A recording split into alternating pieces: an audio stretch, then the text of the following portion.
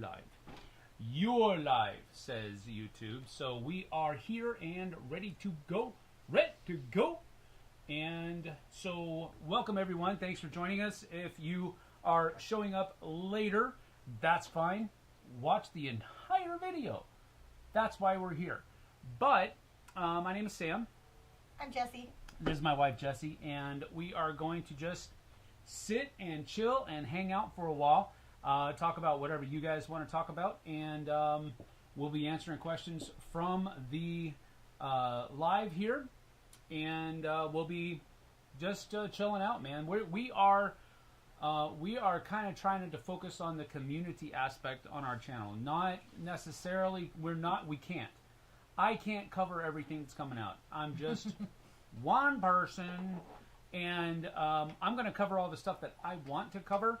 But at the same time, we're also going to have probably, right now, our dog is in the room right now, and we were just looking at the shotgun mic because he decided to walk by and through between the table. And anyway, if something falls, or if you hear us get hurt somehow, it's because Strider is just off camera right over there, and he's walking around with one of his chew toys. Anyway, that's the kind of stuff you have that we're going to be doing here on the channel.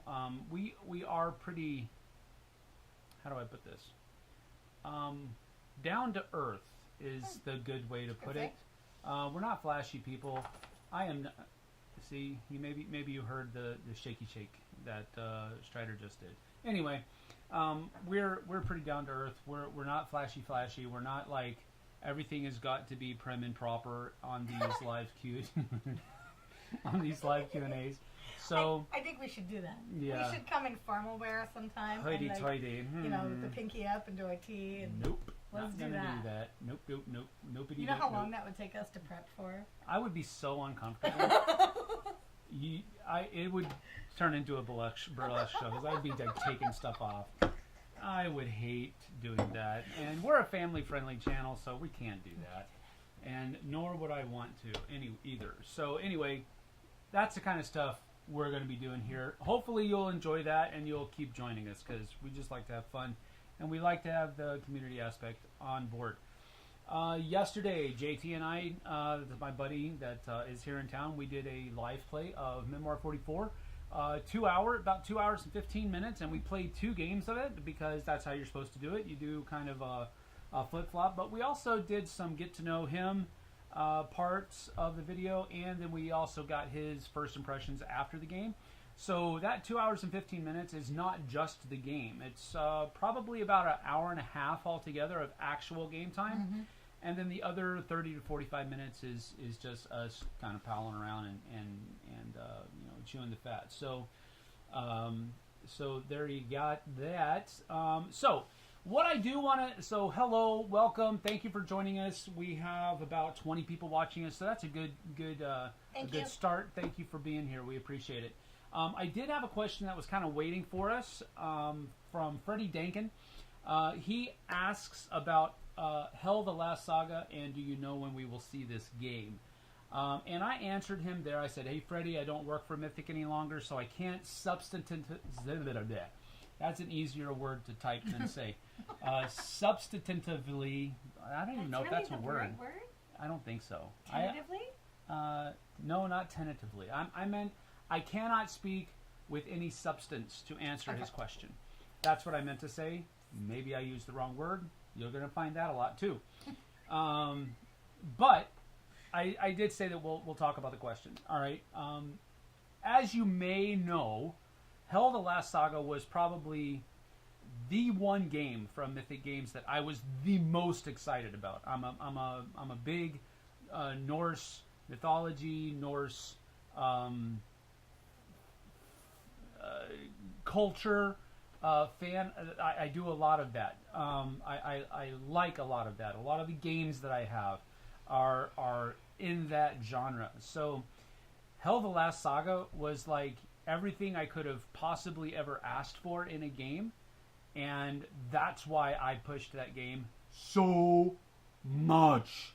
while I was with Mythic because it was my favorite game. If we did online demos of it, I was the one doing it. If we did, I don't think we ever did any physical demos at We did not. at conventions. Gen Con was the only one that we went to, and then Gamma was the only two conventions that I went to with Mythic. So we didn't do anything at there. But if you wanted to know how to play, if you wanted to do it, and we did stuff online, that was me because I loved that game. Love it. The miniatures were great. Everything was just super awesome. The problem right now with me not being able to give you any information is that I haven't worked for Mythic since a year ago. I mean, About. round up. It's been 11 months since I was laid off from Mythic because they were starting to, pull in the purse strings a little bit so that they could try to get a hold of the financial problems or difficulties that they were having. So I have no idea what's going on with Hell of the Last Saga. I can only join you in hoping that it does see the light of day. Because that's all I don't know. I don't have any ins and outs. I don't have any insider information. None of that. I have no clue. I haven't been working with the guys since May of last year. So I can't answer your question. But I can simply join you in hoping that it will see the light of day because I want exclamation mark, exclamation. I want that game so badly. But who knows? I don't know. We're waiting just like you are. Yep. So that's my answer to that. Mark Zielinski, you are live. Thank you, sir. Mark is a good friend of mine. We from Dice Tower days. I met him and both of his kids are like grown up now, and I met them when they were like Peanuts. like Hawkins' age. Yeah. Like super small, Yeah. And so, yeah, he's been a good friend for a long time. That's Mark Zielinski. He's a big miniatures guy, big Mimar 44 guy. So that's cool. Andrew Lynch, you're the goat, man. No, I'm not. But I appreciate you saying so. I appreciate the sentiment, but I don't think so. Gotcha. Von Deacon, what'd you get me on? Daniel Kramer made it. All right. Nice to have you, Daniel. Nice to see you here. Blake Kevney, any plans to redo your top 10 games of all time? And could we get one from Jesse also? I can barely remember how to tie my shoes. That is not true. That is not true. Okay, well, here's the thing. I was just talking to JT about doing this the other day. I wouldn't put Jesse on the spot doing that unless she wants to. I totally will have Jesse on here if she wants to put together her top 10 list. So that's an open invitation. But the maniacal / hysterical giggle that you just got when the suggestion was raised might give you an answer on whether or not she wants to. But if she wants to do it, yes. No, I like playing games. I can't come up with the top 10 off the top of my head. Which is strange because she loves making lists. Okay. Yes, but they take a lot of time. Yes, that's true. So I can't make a list right now. Well, no, of course not. So they're talking about later on. Oh, sure.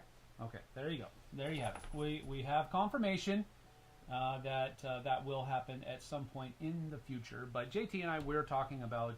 He said, "Man, you need to do your top 100 because this is the start of your channel. So do your top 100 right now, and then later on you get to see how it evolves and all that kind of stuff." And I was like, I told him I'll do it if he'll do it with me. And nice. He said, "All right, fine." And it was like I don't drink. He drinks, but it was like one of those hold my beer moments, like where we're like, "Fine, I'll do it. You do it, fine."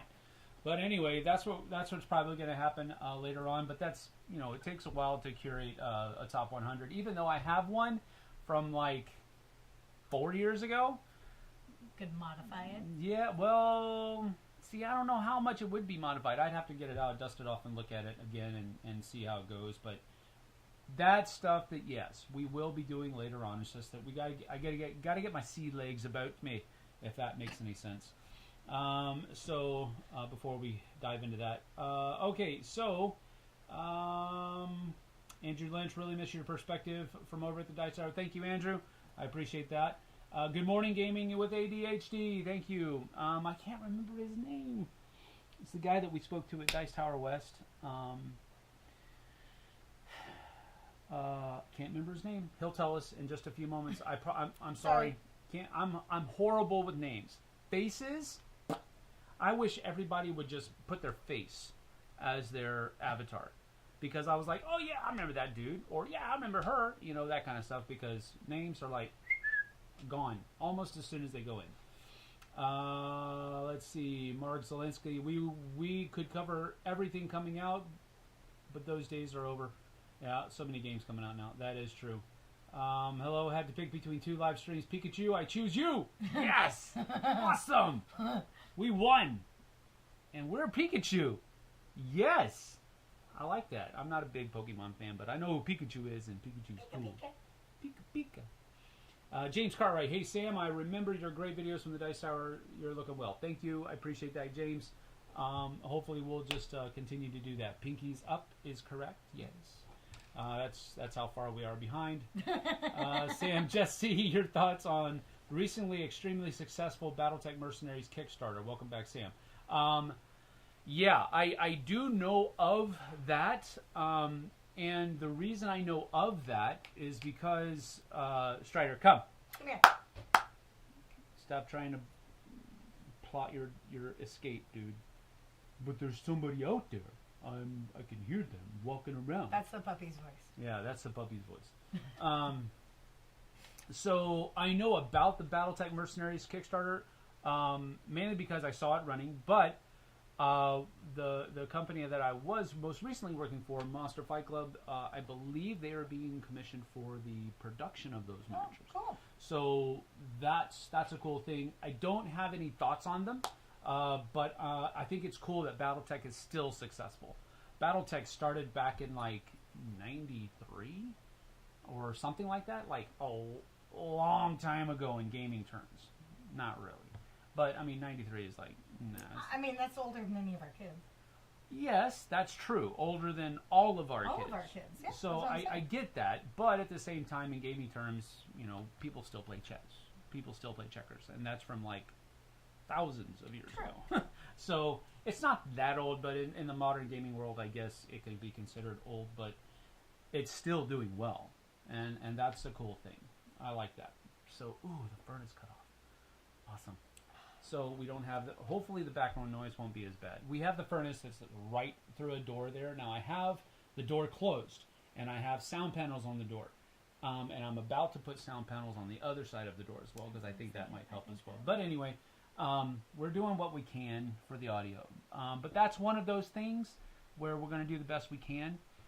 But, and I'm going to try to teach myself when I get the ability to teach myself, when I get the time. There's so many things going on right now. To teach myself more about the audio, so I am thinking about it, but only so many things we can do. I can't change the layout of our house. And I'm not moving that furnace. Yeah, we're not moving the furnace.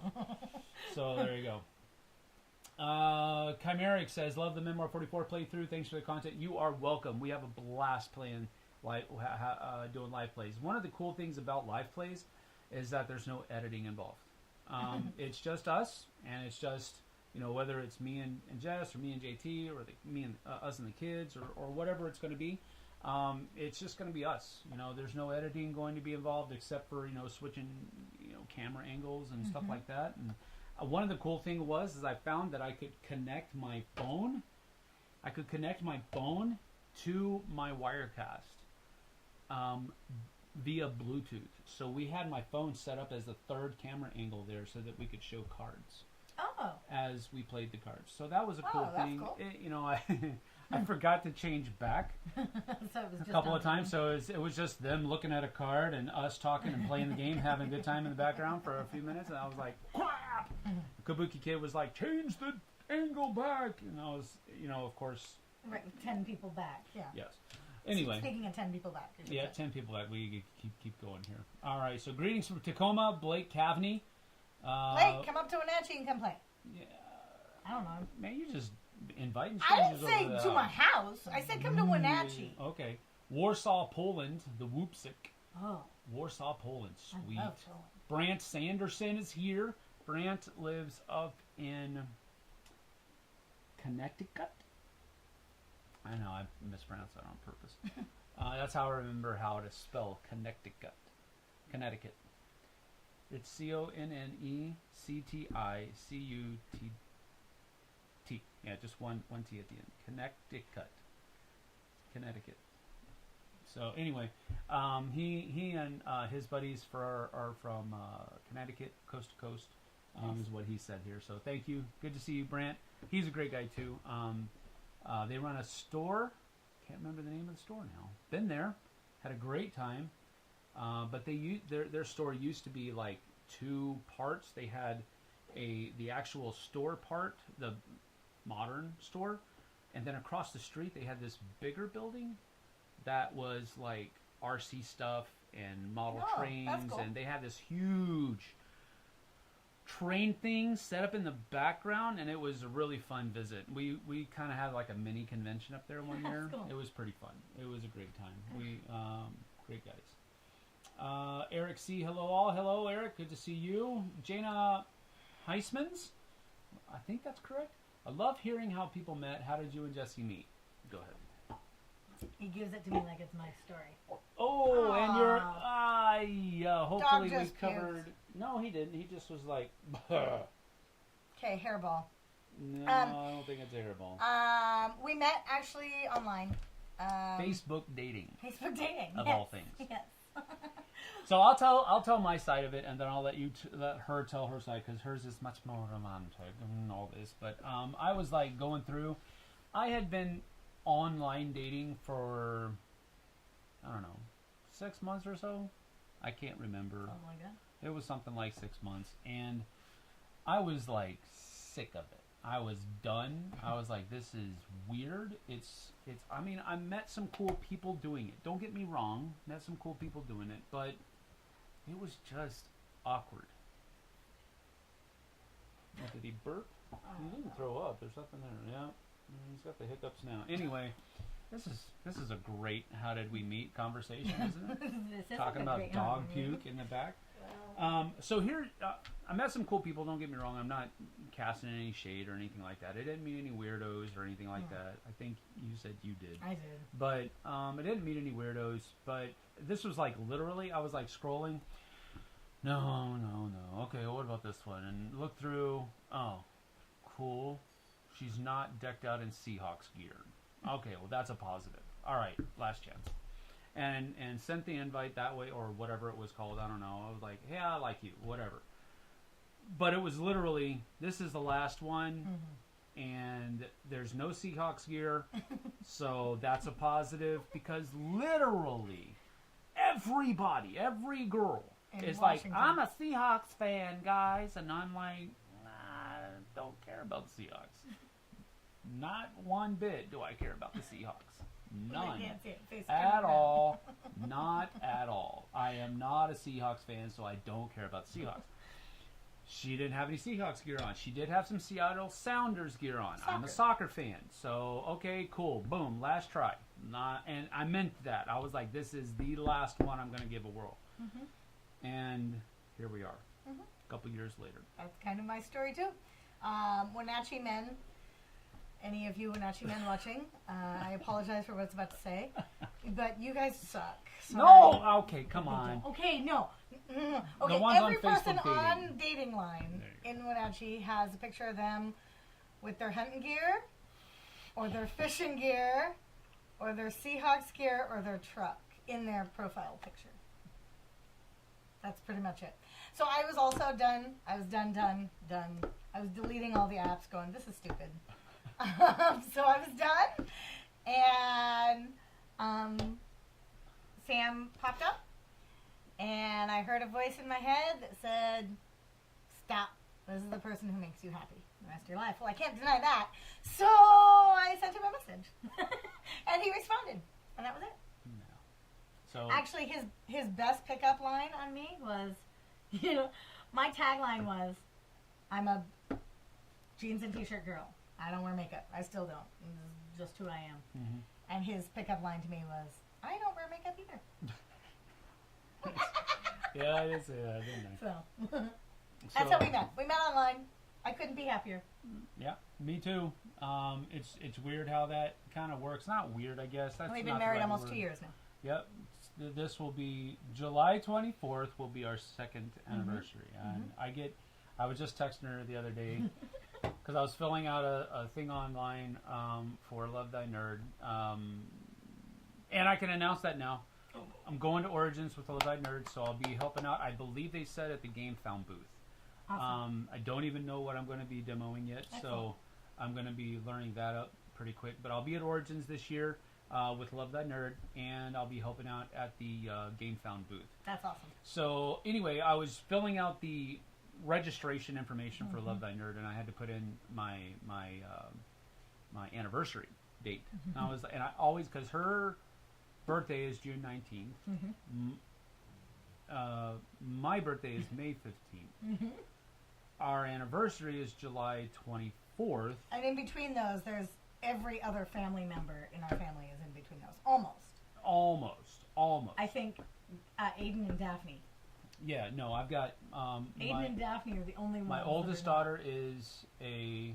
I don't have to say her birthday. She's in between those. Right, she's in between those. Dante's in between those.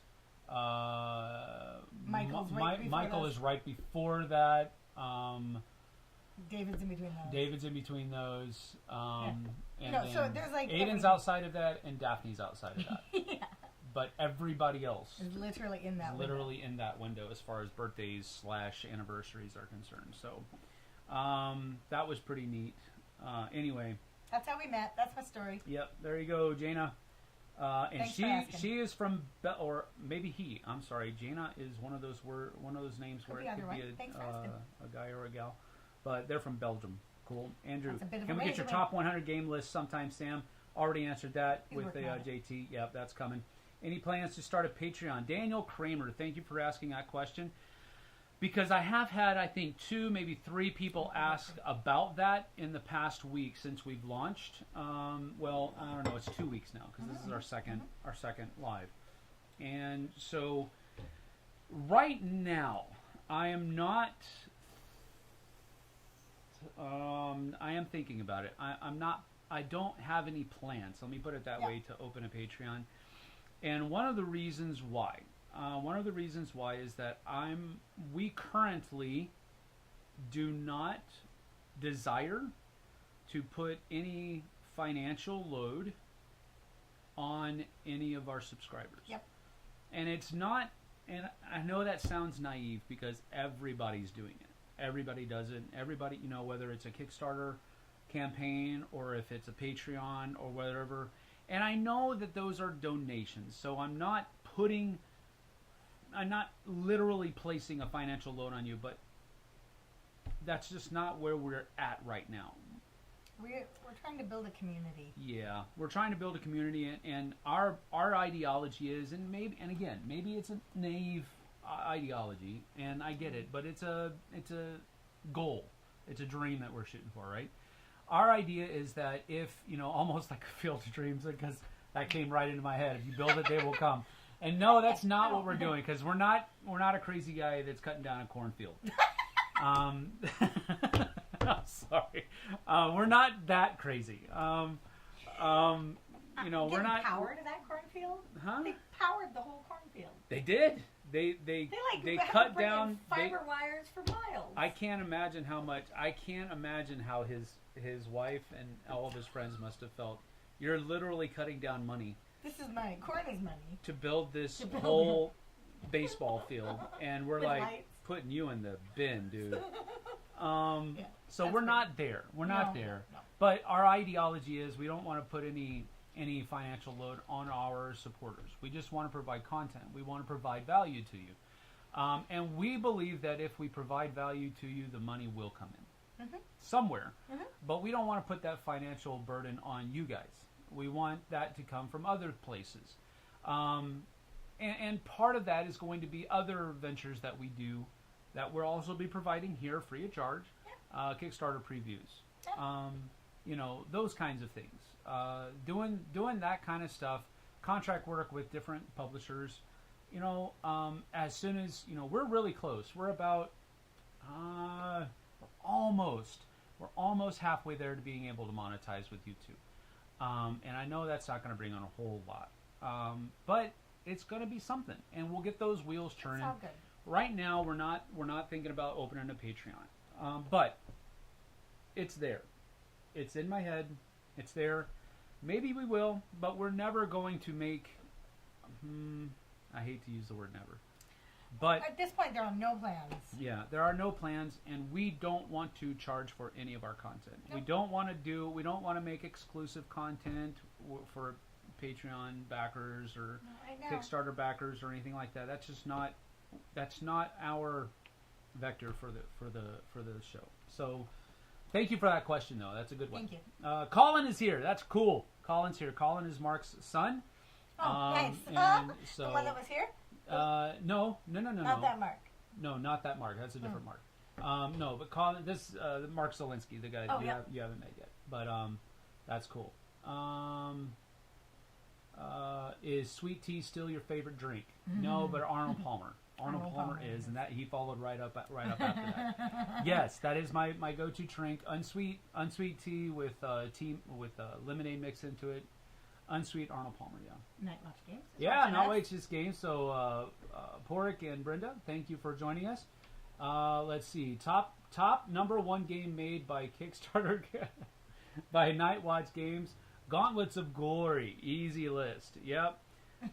Gauntlets of Glory is Porik's design, and it's he showed it to me. We didn't get to play it because we didn't have a whole lot of time to play anything while we were there.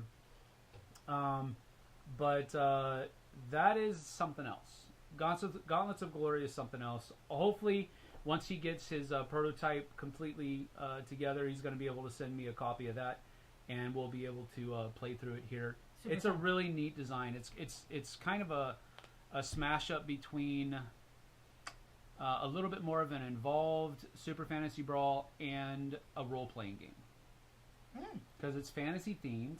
But the way you build your characters is really steeped in RPGs and all of the good stuff that's there. So, and that's probably a really bad explanation. He's probably shaking his head at the screen. No, why'd you say that? But that was my takeaway. But there you go. Have you gotten Jesse to play TI4? Is that the 11-hour one that you? No. Well, it's possibly. It depends. I'll never play a 12-hour game of that. But TI4 is right here. It's on my shelf. But yeah, that's not Jesse's bag.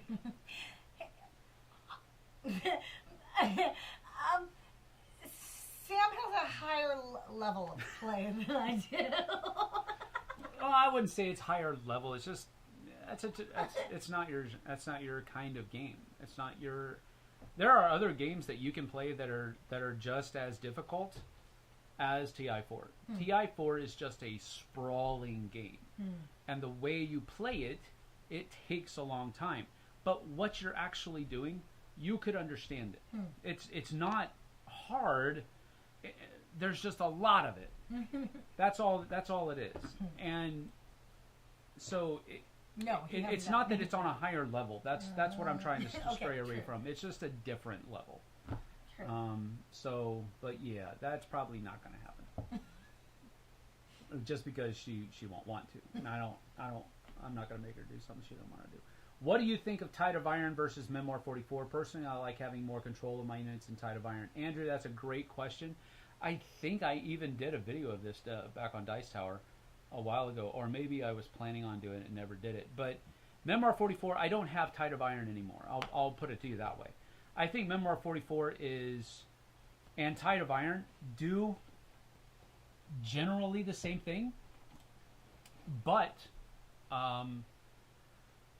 there's more complexity with Tide of Iron. And some people, like yourself, will like that extra complexity. But I don't. And I had some some physical problems with Tide of Iron. Building my units, I thought that was a super cool idea.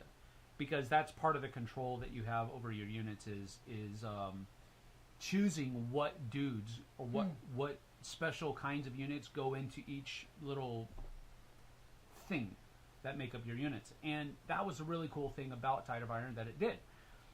it just turned out to be really fiddly. And that was where it, and Memoir 44 kind of does the same thing. It's all scenario driven, so you don't really control what you're putting into the scenario does, but you still have those little nuanced rules within your units. With Memoir 44, it's just spelled out for you instead of you choosing to put it into your. So that difference there, I think Memoir 44 covers that itch pretty well without the complexity that Tide of Iron had. It's not a whole lot of complexity, don't get me wrong, but it's just a little bit more that I was like, I'm good with Memoir 44. Tide of Iron is a great game, and that's actually, Tide of Iron has my coolest buy story, board game buy story of ever. I found Tide of Iron was a coffin box. It was about that long and about that deep. And it's FFG's old, they call it a coffin box because it was huge. Tide of Iron, not Tide of Iron, Twilight Imperium 3 was a coffin box. It was just big. And so it was a $100 game if you bought it retail. And I found one at a brand new Toys R Us in Korea. Oh. And it was on their ding and dent table because it had, the box was obliterated. It was super crushed in on one side. It just looked like it got put on a pallet wrong, and the weight just caved in the corner of the box. The box was destroyed. Everything was still in it though. It was still the game. $8. Nice. $8. Bought a $80 to $100 game for $8, and I was like, cha-ching. But anyway, that's there you go. Brian, yes. Brian is the name of the person gaming with ADHD. Yeah, that's cool. Hey, Brian. Brian, have you emailed me? I don't think you've emailed me at flipsideobg@gmail.com. flipsideobg@gmail.com. You need to contact me, buddy. Have you tried Twilight Inscription? I have Twilight Inscription. It is somewhere up here. Somewhere back there. It's somewhere back there. I have it. I actually, at Gen Con last year, I did the demo that was actually taught by the designer, or ran by the designer. At Gen Con, signed up for one of them. A buddy of mine had signed up with a friend of his. His friend backed out because he had a conflict. And so he asked me, hey, you want to join me? I was free. I said yes. And I just haven't got it to the table here. I have bought it and I have played it at the demo, but I've not played it past then. That will be coming up on the channel soon because I am going to do that. BooHis83 asked that question. That's a funny name. Chris Mayfield says, my wife has always trusted your opinions in the past. It would like to know your opinion on Letters of Whitechapel or Whitehall Mystery. Those are both really cool games.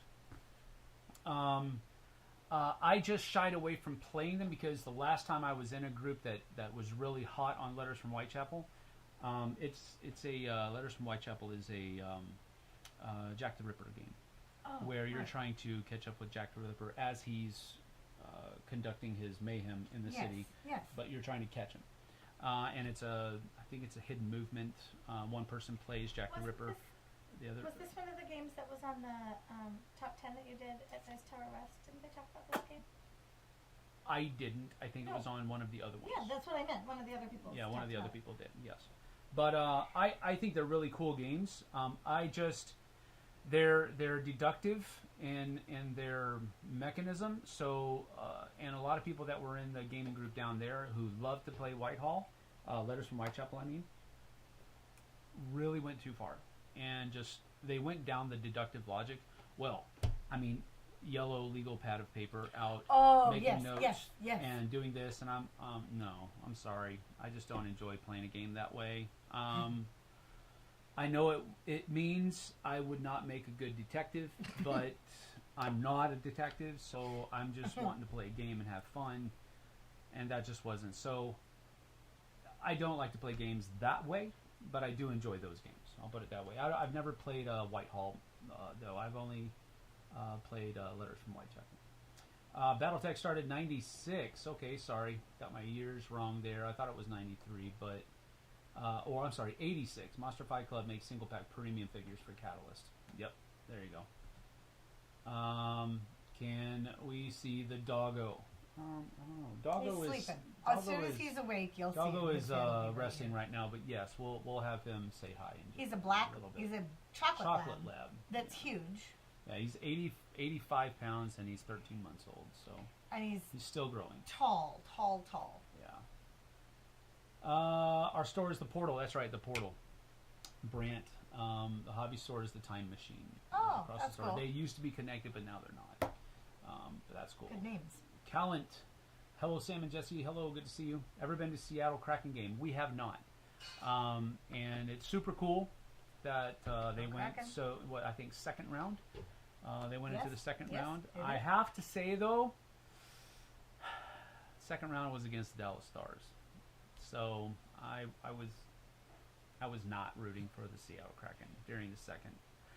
The Dallas Stars are my second favorite team. I'm a Blackhawks fan, and the Stars, because the Stars moved down to Texas when I was still living in Texas.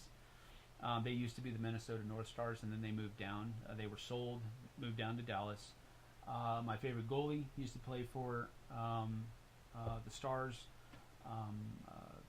Eddie Belfour, and Mike Badano. Great players, legendaries. So they're my second favorite team. So I was not rooting for the Seattle Kraken in the second round. I apologize.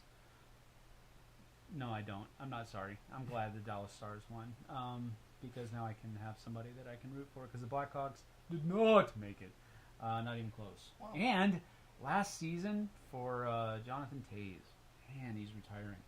Such a good combo, him and Kaner. Oh man, they were the bee's knees. But you know, everybody. But what we do root for on our hockey team is our local team. Yeah, We Wenatchee are Wild. big fans of the Yeah. Wenatchee Wild here. They are 18 to 19. U18 or whatever. Yeah, U18. I can't remember what it, but it goes up to I think 19 years old. And when you get 19, you're about to go to college anyway, and you age out of this league. We're part of the BCHL, British Columbia Hockey League. We're not anymore. No? We just withdrew from the BCHL. What are they going to play? I think we're in our own league or something. Huh? I don't know. I just saw it on the post. I don't understand hockey terms. I'll show you the post. Show me the post now. Give me the phone. Anyway, we'll do that. We'll take a look But at we it. do love our Wenatchee Wild. Yeah, we were season ticket holders, the We whole still family. are. Yeah. And we often move earth and sea to make sure that we go to our games. And if we can't get to the games, we give the tickets away to either our church or our friends in town, so that we make sure that those tickets are used and all that kind of stuff. I don't know. It said something.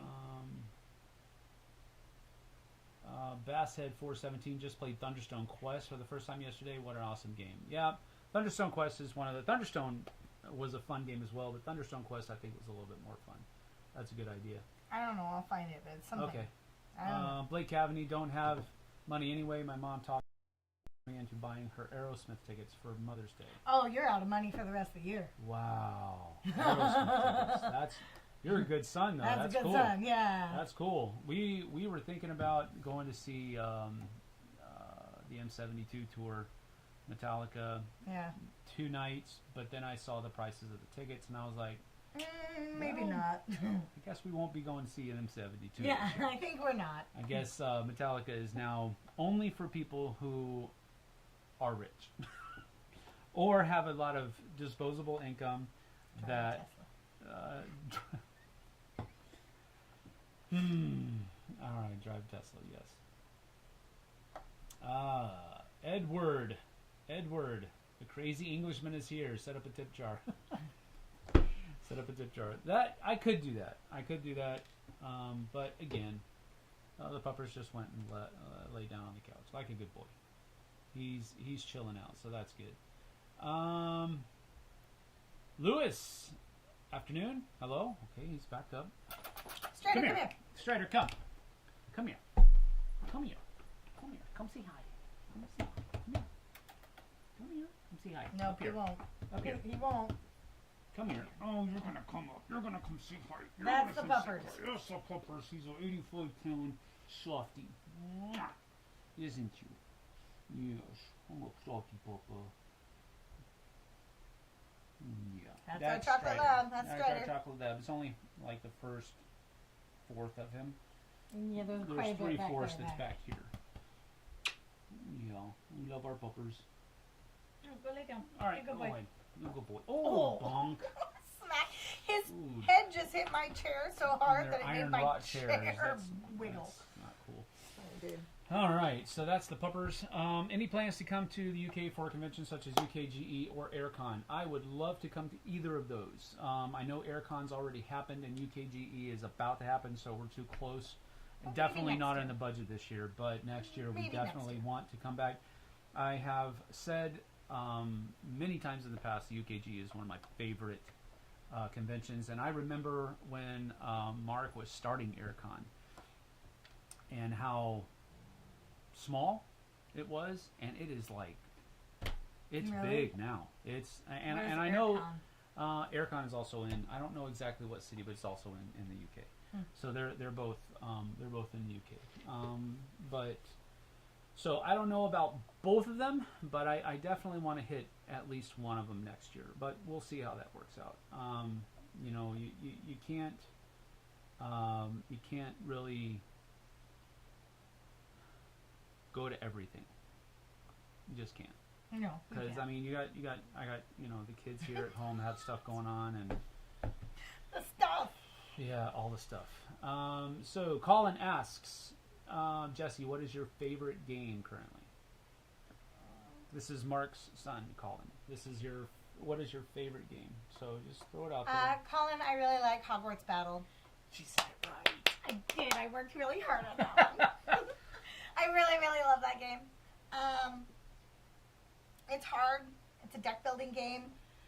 It's thematic based on Harry Potter, which I'm a big fan of Harry Potter. I've read all the books multiple times. I've been to Universal Studios. I'm kind of a geek. I have multiple wands in my house. You also have multiple copies of the books, too, I don't have you? different copies of the books. I have the original. I have the illustrated. I have the British. She's in therapy. Yeah. So I would say that's probably my all-time favorite game. But I really, really like a lot of the games that we play as a family. So. Yeah. Did you watch the Dice Tower before you met me? That's another question from Blake Cat. Nope. No, she didn't. I did not. She did not. I just get to be his fan now. That's funny. She has a thing where whenever we're out somewhere, Yeah, I do. and it's not my favorite thing to do. I love well, it. Oh, come on. the effects of the effects of the game she plays, I'm fine with. I'm absolutely fine with. But she plays the game where she takes a tally every time somebody like walks by and says, "That's Sam Healy," or anything like that. I have to give her a kiss later on. So she takes. See, a it's a tally win. It's a win-win. But I do. But it's kind of embarrassing. I really couldn't say. Siri just butting in whenever she wants to. That was another good question for Jesse. It was one for both of us about two-player games. Where was that one? 2-player games? I don't see. Ask it again and we'll get to it later. Because I don't. What your favorite two-player game for the two of us? I don't know. There. Oh, okay. Okay, JB. something. Jib Raider. Oh, what did I just do? I made him break it. No, I didn't. But okay, that's not what I needed to do. So I'm really good at breaking stuff. no, that was me. It wasn't you. That was not. I didn't click anything though. I No, swear. she didn't. So I just gotta go there and go back here. Hopefully that didn't knock out the entire chat. No, it's there. No, it didn't. It's still there. Okay, cool. Finding our Two-player games against each other. yeah. this one I missed. The Wootzik. Are Memoir 44 minis detailed enough to be painted? Oh, yeah. For me, no, because I don't do that small. I do not have. I do not have the patience. I do not have the motor skills to paint that small. Maybe the tanks will have enough, but not for me. No, but I have seen people who paint that size of miniature. I think they're. I don't remember the size, what size they are, but they're super small, and they're much smaller than I can really do. So I would say no, but I know I have seen people that say that they will do it. So there's that. Simple color and wash is what Brian from Gaming with ADHD said. So yeah, that's a good answer. I wouldn't absolutely do it, but I know other people do. So the next one was from JibRaider77. Hi Sam, hi Jesse. I just joined the chat. Thanks for joining us. Appreciate it. Do you guys have a favorite 2-player game that you play together? Which ones do we play? Which one did we play together? We play Onitama. Yeah, that's a favorite of ours. Onitama is a favorite 2-player game. And we play Odin's Raven. Yeah. I might have said that wrong. No, Odin's Ravens. Odin's Ravens. Yeah, it's plural because there's 2 of them. Ravens. Yeah. Try to stop. But I like it when we play those two. What else do we play as 2-player? Well, we play a lot of games, just the 2 of us. That's how we kind of just chill. I don't think you like Cosmic Encounter Duel very much. But we played Ticket to Ride Amsterdam 2-player. Yeah. So, no, but I would definitely say our favorite ones are either Onitama or Odin's Ravens right now. Yeah. So, Odin's Ravens we played on a train on the Amtrak. Yeah, that was kind of sketchy. That was a little rough. Because we had, I like to make the track just long, but we were playing on a table that was like this, so I had that freaking track snaking, and we had cards like laying up on the window, and it doesn't have a big footprint, but it worked. The table we were on, and luckily it was a kind of a smooth ride because, man, goodness. Let's see. Yeah, Toys R Us, rest in peace. That is correct. Yeah. Traded my copy to Joe for Command and Colors Ancients. That's probably a good trade. Yeah, a good trade because Command and Colors Ancients uses the same, Command and Colors system that Memoir 44 uses. I'd say that was a good trade. Gaming with ADHD, Brian says, way to ignore the Gaming with ADHD for a reason reference. I did email, so I'll do so. You did email. I just checked. I don't think I saw it. Maybe I did. Oh. I don't know. Are you going to need a secretary at your job? No. I'll do that job. I can email. Board Gaming Ramblings. Hey Sam, fun to see you back on YouTube. Thanks for that. I appreciate it. It's good to be back. It's good to. JT and I were talking about this yesterday. Because when I was working for Mythic and then Monster Fight Club, it was really kind of a head down experience because I was really kind of just focused on the products that those 2 companies offered for the last 3 years. Yeah. So all of the stuff that has come out since I started working for Mythic 3 years ago. Yeah. It's all brand new to me. So and there's a lot of excitement there that wasn't there. I honestly, when you're doing the work at the Dice Tower, I fell prey to it becoming very humdrum, and there was a lot of other stuff going on in my life there at the end of my stint with the Dice Tower, and that kind of cast a pall upon the work there. And I know people that watch the Dice Tower could see it; they could see the change where I just went and just kind of just crashed, and I'm sorry that you guys had to experience that, first of all, but it sucked that I had to experience it as well. But here's the thing, that's all back then, and this is all new, and we're on cloud 9 right now, so planning on staying there. What are you doing, buddy? It's fine. He's like, what, Popo? Hi. He's like staring just at stares us at at the us, other like- edge of the table. And just wagging his tail. So, all right. Oh, Matthew Kuka says I live in the city Mike Madonna is from. Oh, that's cool. That's a cool connection. Blake Cavney, the Tacoma Rainiers. I guess that's how you're, or is it Rainers? What is the word? It's minor league baseball. Rainiers. Okay, the Rainiers. Yeah. Their stadium is next to my high school, so when they had a game during gym class, we wouldn't do anything, just watch from the field. Nice. That's cool.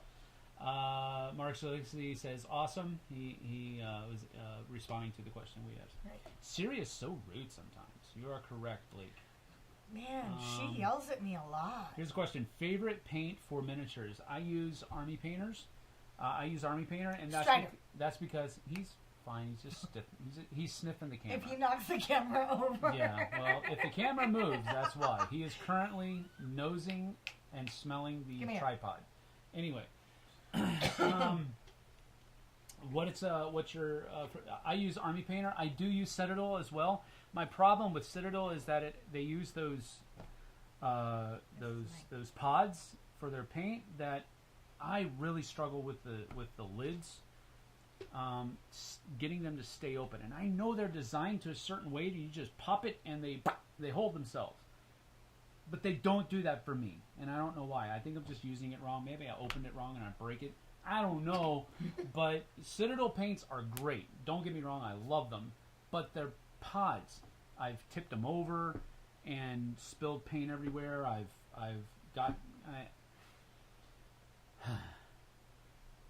Army Painter has the little cool tubes that you squeeze them and they come out. They're like, what was that?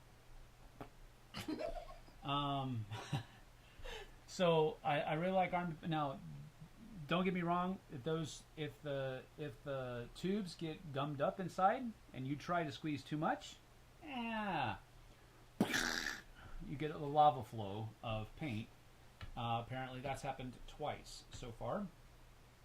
I'm sorry, those of you in England, I didn't mean to do that. Doing this is bad. Yeah. So I'm sorry, I've done it twice. There you go. Any plans to do painting videos? Yes. I don't know about this. He keeps saying this. He said this last week, but I'm going to paint with him. It's going to happen. That's going to happen. I'll paint preschool style. We're talking glitter and pink. FYI, don't snort soda. You'll regret it. Oh, that's a valid point. I think you could say that about anything. Don't snort anything. You would snort. Just don't. Don't snort anything if you can avoid it. He's all right. No, he's here. Because yes, you will eventually regret it. Makes my nose hurt just thinking Chimeric, any plans to play Undaunted together? Undaunted is a 2-player Memoir 44-ish game, but it's using cards. I think you would like it. So we'll give it a whirl. I think I still have Undaunted. I know they've come out with a whole bunch of stuff. They've come out with I think the newest one they're coming out with is one for the Battle of Britain, which sounds like it's going to include aerial units. Oh, that's cool. They've also done some other ones as well. Stalingrad is one that the Battle for Stalingrad is one. So yes, that's the short answer. Yes. So looking into it. Luke Pryor is here. What's up, brother? Luke is a buddy of mine that we met. You know Luke. I don't know that you've met him, but you know of him. Of his name. Yeah. So he's cool. Von Deacon says, Sam, you and Jesse need to check out Heat, Pedal to the Metal. Okay, go ahead and send us one. Yeah, go ahead and send us one. Because we already know of it. My buddy JT actually has a copy. He got his copy. No, somehow he told. Yeah, I mean he got his copy. He got it. He got his copy, and we've played it. Yes. So we know. Oh, it's fun. We know of the hotness of Heat. See what I did there? That was pretty good. No, it wasn't. It was kind of weird, but it was okay. Yeah, it was bad. But yes, we know when we were at Zulu's Board Game Cafe earlier week. this week. We actually saw a copy on their demo shelves. I almost jumped out. And we were skin. like, I mean, she actually did. Do you have this in the store? And he was no. like, no. I'm like, well, Because nobody does. You know, I think their second printing is about to come out and hit stores, and I think so. I'm on I think 2 different online websites right now. Right. With email me when this comes in, Right. or when it becomes available. So, yes, we know about heat. How is the world with you both? The world is kosher dills, bro. Because we're doing well, having a great time doing the new channel, getting back to what I really enjoy about the hobby. It's not that I didn't enjoy working for the companies, because doing the community aspect is fun, and I enjoy that. But now being my own boss, kind of, I'm not really. No. No, I mean, this is what I really enjoy doing. So, world's getting good. back We're to happy. it is fun. Yeah, we're having a great time. Have you tried speed paints? I have not. Citadel's line of what are they called? I've been trying to get some of those. They're just so expensive. The speed paints? No, they're called.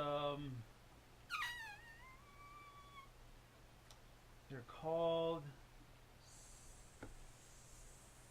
I can't remember what they're called. Somebody help me out. Contrast. Yes, thank you, Luke. Contrast paints. I knew it started with a C, but I wasn't gonna go and then just hope it comes. So, but it was contrast paints. Yes. So, no, I've not tried it. They're just so expensive, and I can't right now justify the cost of getting a bunch of contrast paints, because I want to try them. Even ever since they first came out, I was like, oh, that's a super cool idea.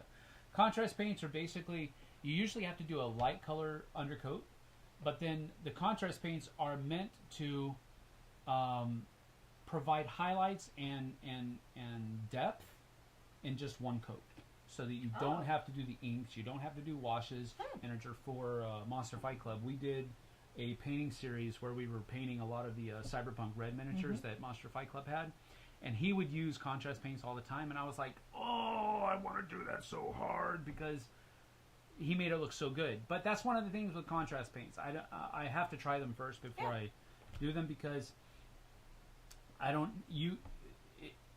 they're kind of billed as it's fast, it's speed painting, but there is a technique that's involved there. You do have to be careful with them, so that they will look bad if you don't know it. So there's some trial and error. So Like I haven't yet, to try. but it is something that I need to try. So yeah. Battle of Britain is next. He says it looks like it will continue the fabulous series. Yes.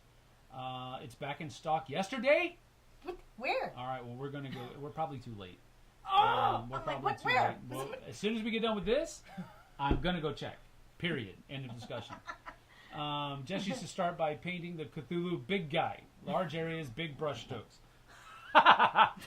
I'm sorry. That was no. I'll give her my Dragon? mythic I dragon, wanna paint my it. It's legendary so dragon. beautiful. I don't know. We'll see. I mean, is there something without depth and like a round ball? Just dip it in paint. Dip it and then glitterify it and then Voila. all done. Voila. No, that's not how it's gonna happen. Let's see. Every now and again, I watch some of your older videos with the three amigos, Sam, Z, and Tom. Overrated Games is one of the best. That is true. I really enjoy. That's one of the things I probably miss the most about my time at the Dice Tower, is doing the top 10s with all three of us. That's great. I love doing the Miami Dice with Tom as well. So, yeah, that's cool. One has to go Nintendo or Sega. I don't care. We're not video gamers. Now, the last video game that I played with any real intensity is Skyrim. Don't take away my Xbox, but you can take my Nintendo and my Sega. Don't care. because I don't have them. I think my son Aiden has a Switch, but Dante plays most of his games on a PC, and Aiden plays most of his games on an Xbox. So we don't use Nintendo or Sega. So there you go. They can both go. Yep. Speed paint is similar, but way cheaper. Okay. Oh. I'll look into it. Okay. I'll look into it. Contrast paints are just fabulous, game changing, and if you do them over slap chop zenithal, they are just so helpful. Those are in cockpits for BattleTech. Cool beans. Any advice for someone who is thinking to start a board game YouTube channel? Jay Hollub, I would just say jump in. Jump in and start doing it. You need to have. Oh man. Here's the thing. I hate using this word, but I'm blessed in that the cameras that I have were purchased by Mythic Games, and part of my severance package was I was able to keep these cameras and equipment and stuff like that. Tom gave me this table. You don't need all of that stuff. iPhones do a very good job of camera work right now, and there's a lot of ability that iPhone cameras have. But having good cameras is a good plus. My audio isn't the best, so don't use that as a thing. But my main advice would be to just get in there and do it. I shoot for trying to get at least 5 or 6 videos up a week. That's probably, well, I don't know. Tom would probably laugh at that and say, because Tom would churn out videos like a freaking beast.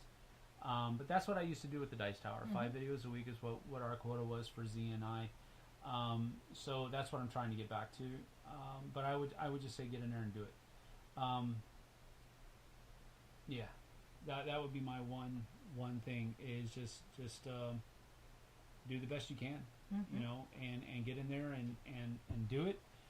Be open. You're going to have to probably buy a lot of your stuff. That's what I'm doing right now. We're pumping a lot of money into the backside of buying games and you know, buying some of the newer stuff, so there is some cost involved there.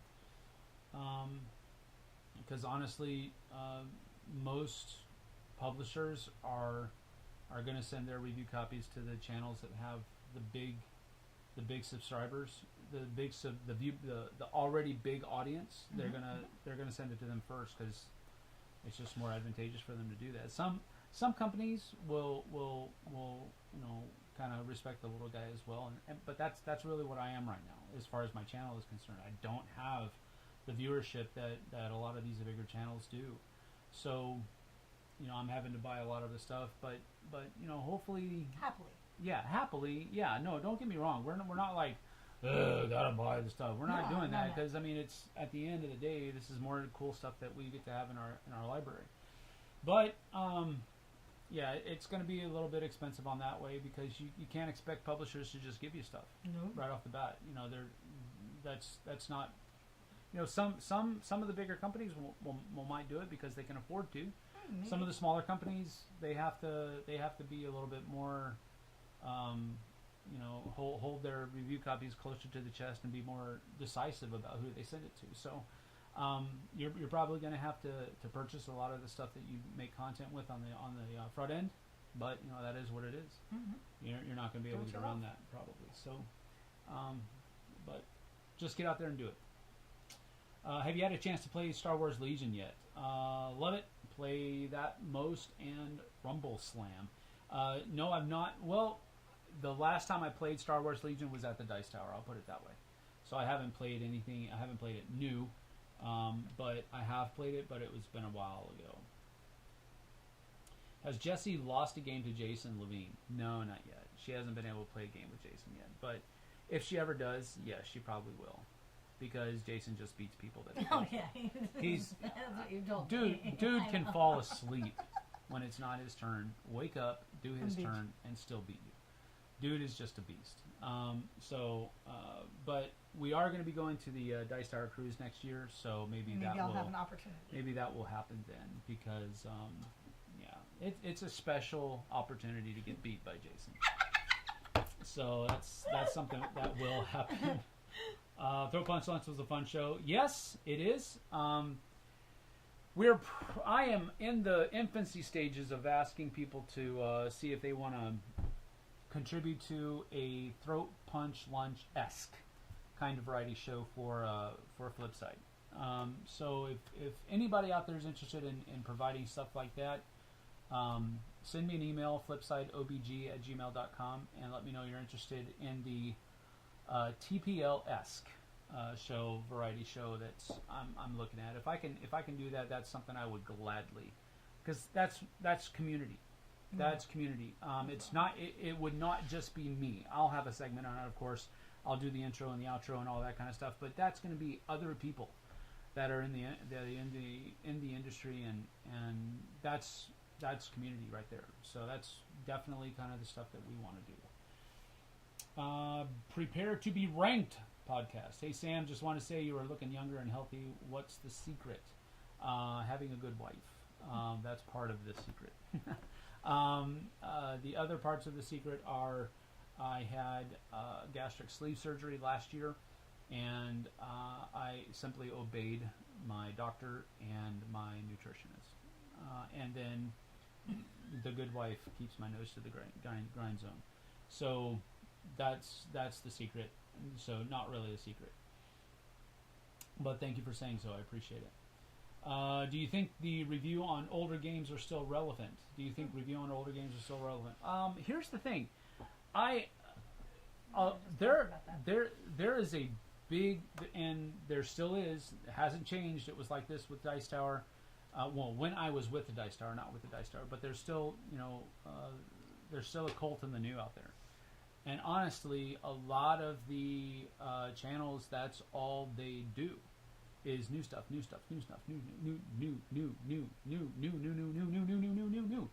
That's what you see. But when you go into a store, that's not necessarily all you see.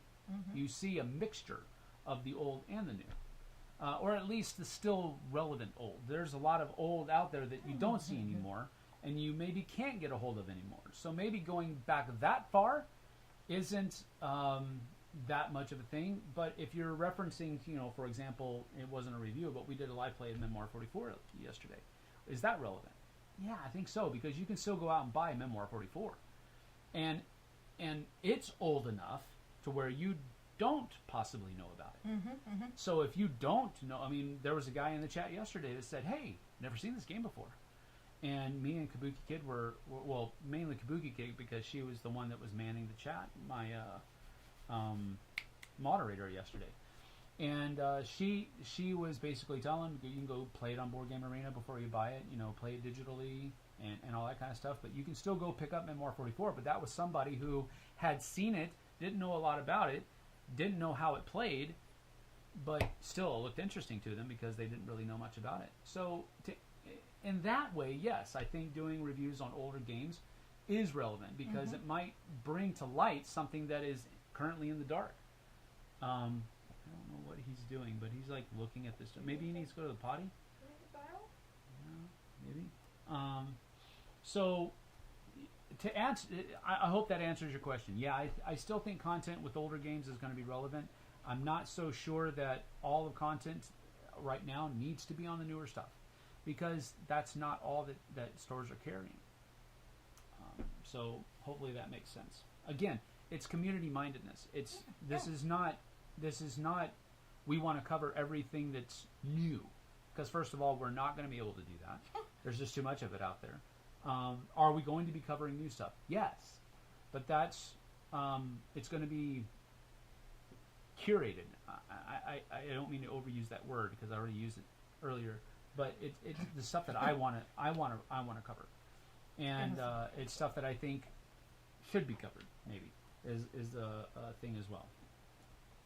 Have you replaced your Tannhäuser yet? No, I haven't. Edward was there at the Dice Tower retreat, where I sold my copy of Tannhäuser to a guy named Omar, and I still am loosely connected to Omar. We talk on Facebook.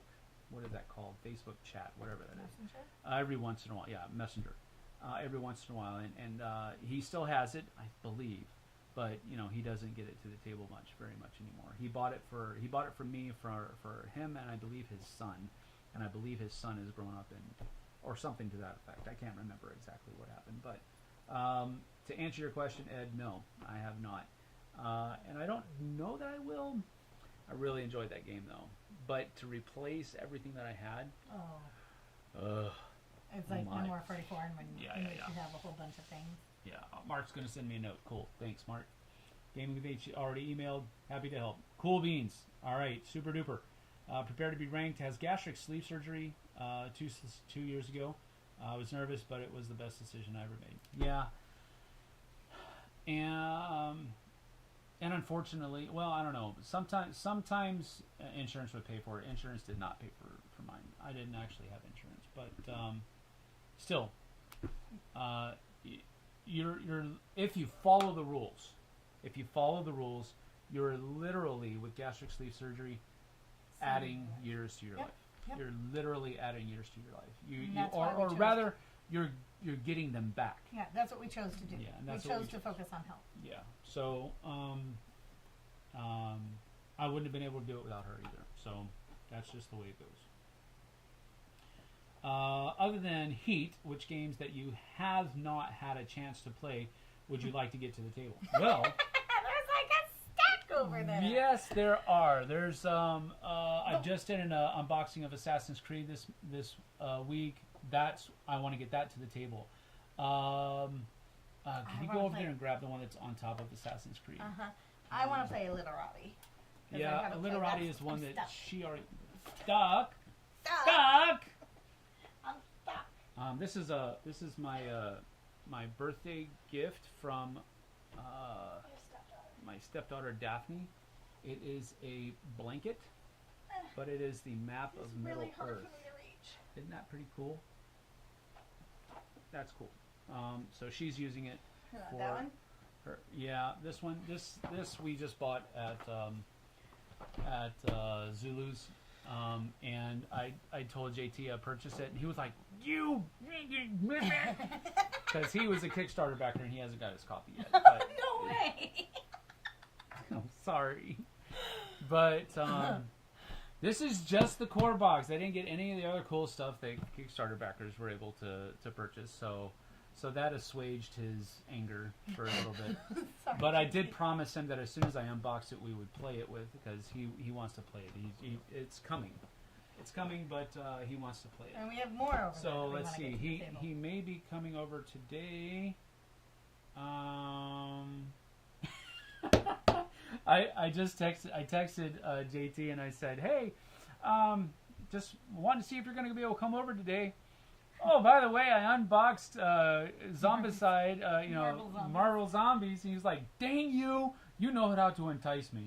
So hopefully I guess they're coming over. that's going to come over today. But before he comes over, we're probably going to get these to the table. You switch angles? Yeah, I'll switch angles. So we'll do that.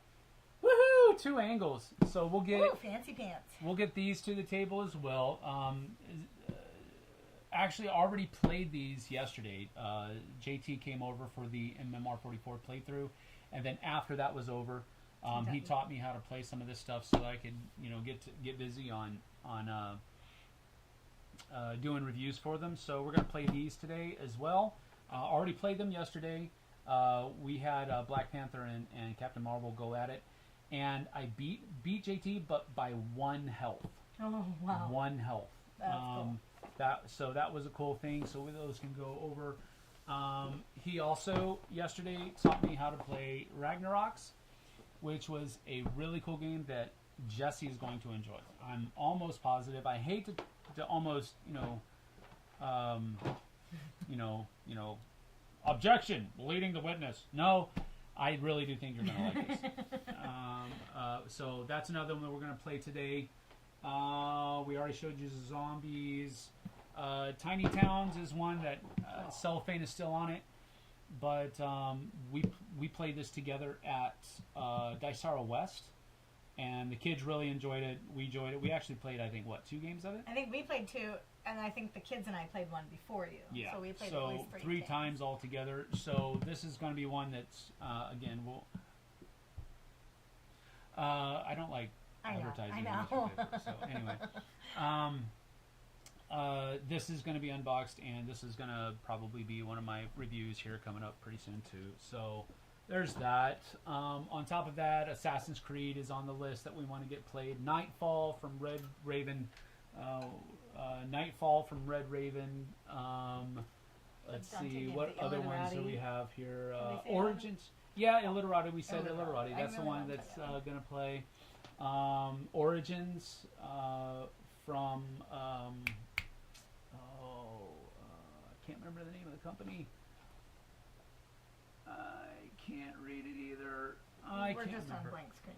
No, we're not. Oh, we're not? Are we back to your face? Okay. No, we're back. Origins, San Francisco, Santa Monica, Jerusalem, Anno Domini, Sorcerer City, Reavers, Northgard.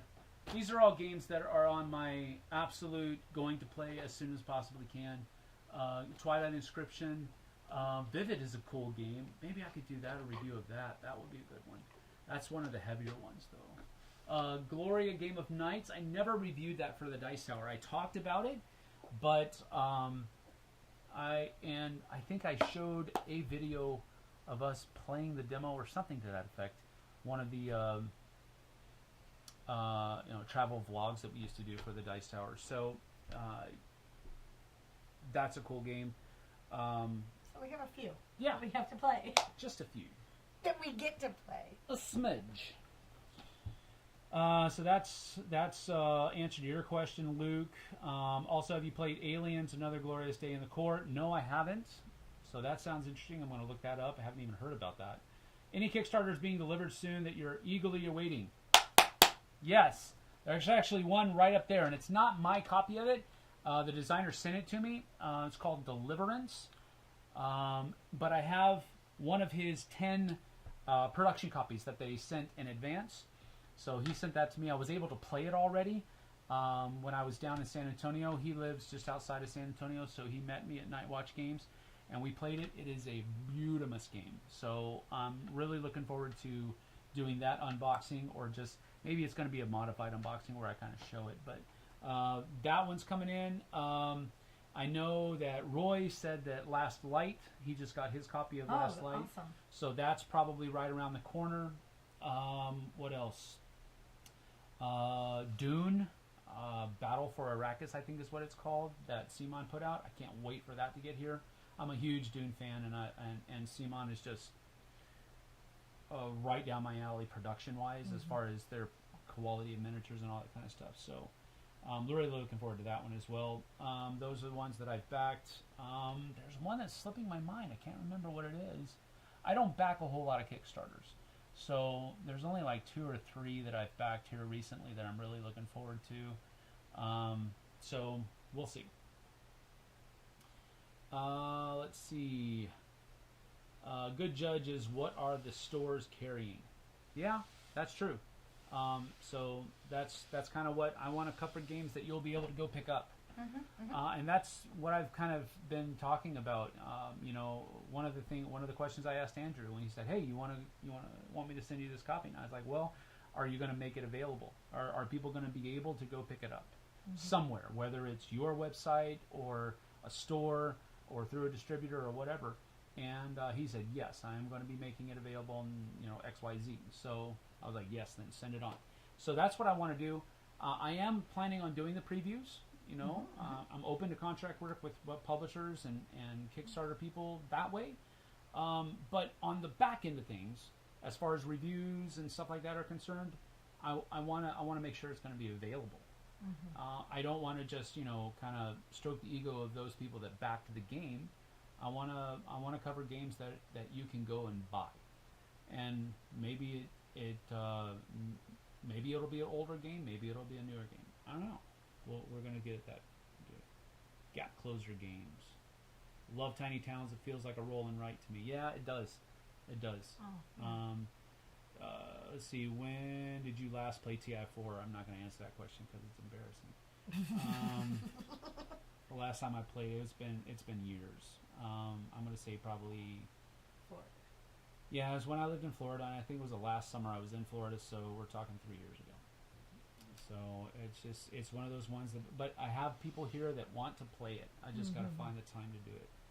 So we're getting to that. We're getting close. We're getting close to that time of the year where we actually will have evenings again, and we'll have Saturdays that we're not doing anything. It's coming. It's coming. We're so close. We're like 2 tests away from getting help. Yes. The oldest daughter here in the house is 2 more. 2 tests away from getting her license, and we just She got already has her. a car. Yeah, we Like, just got let's her go. own car, so she And is going to be if she the can just drive designated Uber. herself to her events, that would cut out 1/3 of our driving. Gaming with ADHD. Do you need a copy of Tannhäuser? I probably should part with mine, but I don't have the whole collection. If I had a handlebar mustache, I would be doing this right now. Yes, you have my attention. Yes. That will be part of our email conversation, Brian. I do wish we lived near each other, Luke. I do too, man. Would be so cool to game with you regularly. Have you considered moving to Norfolk?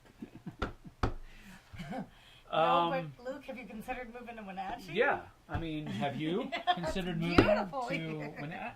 I'll settle for Seattle. No, Right? I wouldn't ask I'm you to not move moving to there. Seattle. I'm Don't not move to moving Seattle. Okay. No, you'll just have to move here, Luke. Les Chung. Hi from Lori and Les. We missed you gaming with you. We missed gaming. Les and Lori. Les is an amazing fabricator. He has made his own versions of games with like a Star Wars theme on it. Like we played a game, I can't remember the name of the game, but it was like Jawas on Tatooine, and you had to go and trade with the Jawas. But it was a real game. I can't remember what game it was. He'll tell us here in a little bit. But he made his own version. That's He had cool. these little miniature, the micro machine sand crawlers. Yeah, Little miniature Jawas running around. It was so cool. that sounds And awesome. the board was like this.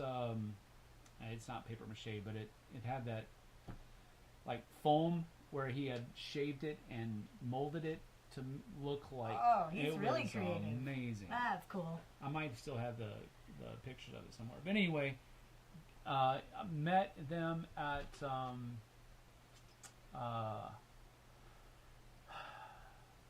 Gathering of Friends one year. Oh, fun. And of course, they were at some of the Dice Tower events as well. So, yeah, great. Luke has to dash. Great to see you both. Much love. Good to see you, Luke, or see you or talk to you. Tattoo on my arm say, man, every time. single. And we love Okay, that. so That's good. this is Elder Futhark, ancient Norwegian runes.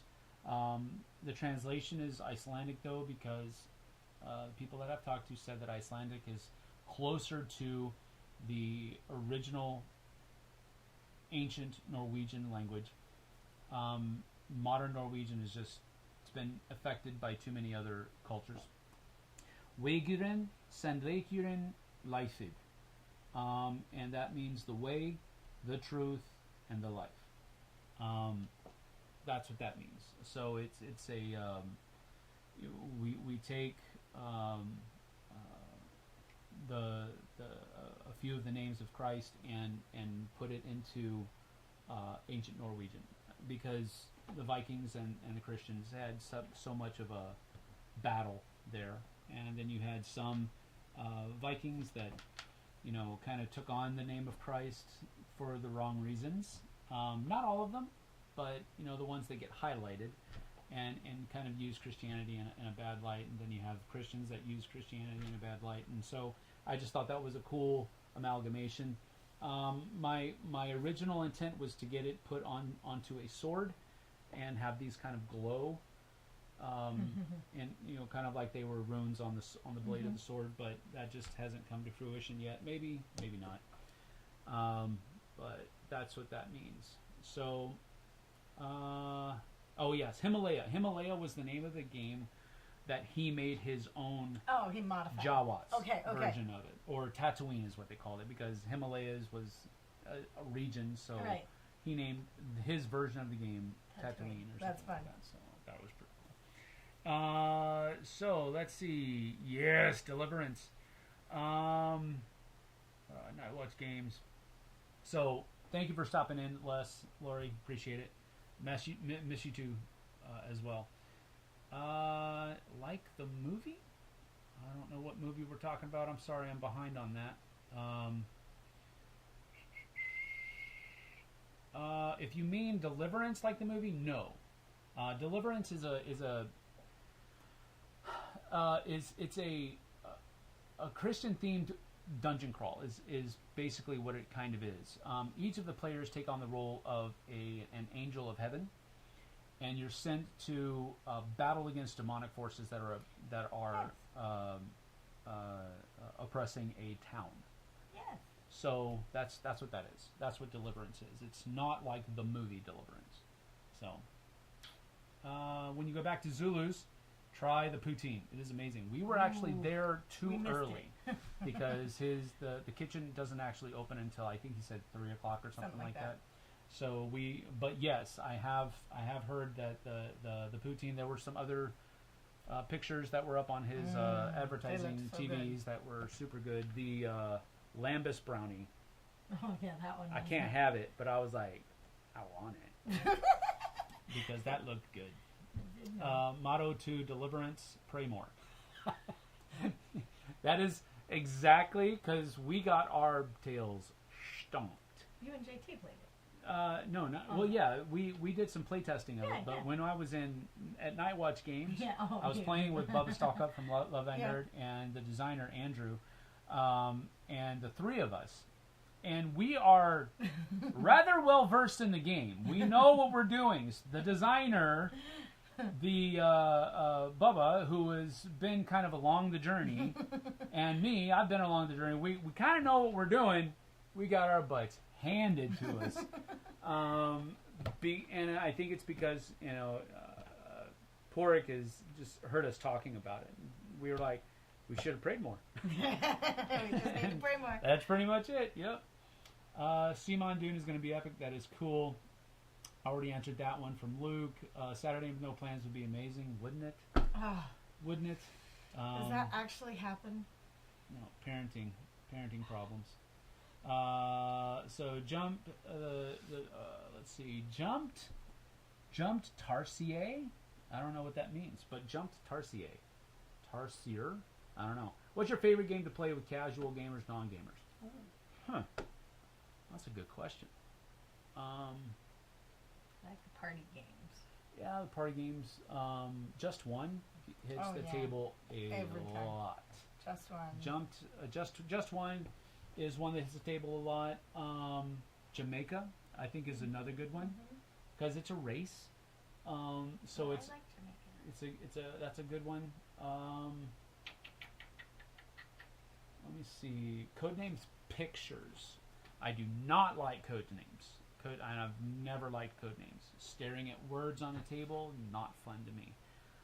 But Codenames Pictures, for me, it has much more of an aesthetic feel, and I can see staring at some pictures, staring at words, whatever. Looks just sounds boring. But Codenames Pictures is another good one, I think. For me, other games that tell illustrations. Hands down. I mean, come on. Especially if Dante plays. Where else? How else? There's Undaunted Normandy. Oh. Deception, Cascadia is another one. Cascadia is probably a little bit. Yeah. That might be a little heavy for a brand new gamer. Just because there's some not hard, but just new. You gotta. When you're talking to new gamers, you gotta think like a new gamer, and you gotta think about what could they possibly be already familiar with. And Cascadia, while it's super simple, there's some newer concepts in that they might not be savvy on. So, but I think with Cascadia, the theme really pulls them It into does. it, especially It does. up here in Pacific Northwest. It does. That's what sold me on that. That's why Sam got it for me for Mother's Day last year. Codenames pictures, but use Dixit cards. That would be fun. That would be super fun. I think it would be super hard though, because Dixit cards are. I think you've seen Dixit. I think I've Brian's played it. brought it a Yeah, couple but I of don't think times. I've played it. But yeah, but it's the same idea. Same idea is you have very abstract but beautiful they're visual. art. They're Yeah, visual, super color. visual. Yes, Yeah, I can they're very picture them. colorful. Any plans to make a video about your game room? Yeah, that's something I could do. I could definitely do that because she's done a lot. These shelves were actually built by a contractor friend of here in town for us. She had that done when I was moving in. So she's done a lot. She helped me put my desk together. My desk is a mess, but that's just, I know where everything is. No, I don't. That was a lie. I do not know where everything is, but I kind of have an idea of where everything is. So that's the kind of person But I this am. room was when I bought the house before Sam moved in, but when we got this house, this was the converted garage. It was originally the garage that they converted to indoor living space. Yeah. And And so it's a nice big space. yeah, it is a huge space. She had, when she bought the house before we met, she had a garage, a 2-car garage added onto I it. did. And then this room that used to be the old garage, but was converted into a living room, she had as their kind of Media TV room. theater room. Yeah, Theater yeah, room, yeah. and then this wall had a couple of PCs on it for gaming and stuff like that. So we put the computers in the kids' rooms because that's the only people that were using it anyway. Bye. And yeah, and then And then I had the shelves built for Sam to come in for his games, and, Yeah. and we have game shelves over there. So yeah, we can do that. It's a good space. That'll be a cool. Watching you so I don't have to mow. Yeah, I got a mower you front can yard. do that. Don't do it. Don't do it. I don't want to. Don't do it today. It's gonna be hot. It has to get done. The longer I wait, But it's gonna the get harder hot it's gonna today. get it over with. I think there is a video with Quackalope that shows off Sam's room. Well, there might be. I think he did do part of it. And Jesse And came he and helped kinda us did, set up yeah. some lights. He helped me set up my studio, kind of get the positioning of the lights right and all that kind of stuff. And I think he did do something like that when he was here. So yeah, you can go check that out. But I We've can do changed a a lot little. since Yeah, then, we so have. we should. We have. So Cascadia is our go-to and has done well even with non-gamers. We do love Yeah, Cascadia. it is. Cascadia is a great game, and I think the theme really bridges the gap more than I think the simplicity of the mechanisms does. Mm-hmm. Because while the mechanisms are simple, I have seen people kind of going, when you're trying to explain it to them, and then when they see how it's happening, they go, oh, okay. All right. So, but, maybe that's just the way I explained it. We played Telestrations with no scoring, just laughing. Yeah, I don't. It just ends up with lots of Yeah, giggling. you don't actually keep score. You just enjoy the time. So that's cool. Yeah, and if you play with my son, you are in big trouble. The name is a gamer tag that. Oh, Jumped Tarsier. The name is a gamer tag that Xbox gave me. I don't know what it means. Oh, that's funny. I'm afraid. Oh, that's funny. Speaking of Christian-themed games, are you excited for Ezra and Nehemiah? Yes, actually. Ezra and Nehemiah looks like a very interesting game. Jerusalem is another game that we actually were introduced that was to fun. by some Dice Tower fans at Dice Tower West, and we're super excited to get that one to the game. Mm-hmm. I actually have, sorry, am I? No, Okay. I'm sorry, hon. I actually have, well, it used to be over here. I don't know where it is now. I've moved it. But I have Nehemiah, and I've had Nehemiah for a long time. That's, man, I know. you would think I would remember where I put the games, but I don't. I'm just trying to fit them things in and have them look cool. But anyway, I actually have the old Nehemiah, which is a cool worker placement game. So, yes, I am excited to try Ezra and Nehemiah. Ed, would love to see you do a play of Colosseum. Yes, that's cool. Talked about a lot, but it's never shown. That's a good idea. But the thing with Coliseum is that it's a bidding game, and so I've noticed that a lot of it. See, we used to play Coliseum where you had to, when you put on a show, you had to explain what it was. So that's an interesting little aspect. That might be a good live play. Cool. That might be a good live play. Shelving looks really solid. It is. It's super solid. It's. I mean, the guy that made it is actually a house builder. He's a contractor, Yeah. but he does everything. But he built our garage. Yeah. Any game design ideas you have not noodling around in there? Kinda, but We'll see what the future. I don't have time for that right now. I'm there's too much going on right now. So, oh, we were just talking about this yesterday. She was like, "Okay, so when are you going to get some games played?" You know, I don't remember exactly what she was saying, but I was like, "I don't know. I don't know." You don't have any time. We literally every day of the week, our kids are doing something. Tuesdays and Thursdays is flag football practice, and Mondays and Thursdays is color guard Thursdays practice. is color guard practice. Tuesdays is also trumpet practice, and Wednesdays is AJR. Bible group, yeah. Bible And group. Friday, what happens Friday? Friday is nothing. No, Friday is football games, flag football games right now. Yes, you're right. Flag football games And family movie and night. possibly family movie night if we're not tired as heck. Last night was like, and no family movie because Yeah, we're because tired. it was super humid. It was. It wasn't really hot. No, it was it was just kinda humid sticky. last night, and And Saturday nights, we don't usually have something. well, it depends because the last 2 Saturdays have been parades, but But this parade Saturday season is the last one is today, and it's actually 3 hours away. My daughter's in a parade in Spokane. Yeah. Go Wenatchee, do great. AJR is Anchored Junior, which is our church's youth group for junior high age kids, and Dante goes to AJR right now. Aiden is excited because next year he's going to be in 7th grade, which is the bottom, tier for AJR being able to go Right, to it's AJR. 7th and 8th. So he'll actually be able to go in a couple of weeks because once you're into the summer months, you're considered 7th grader at that point because you're no longer in 6th grade. So that's what AJR is. It's our church's youth group for middle schoolers, and then Anchored is our high school youth group. So that's it. Do you still have a Warhammer collection?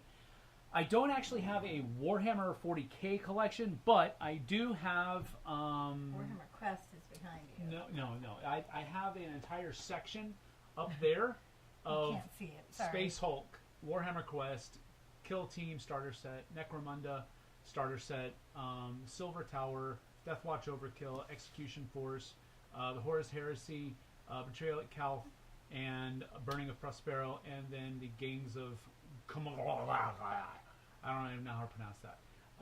So I do have my little Games Workshop cadre of games that are still up there, and you just were spending the last few things anyway, looking at the back of my head.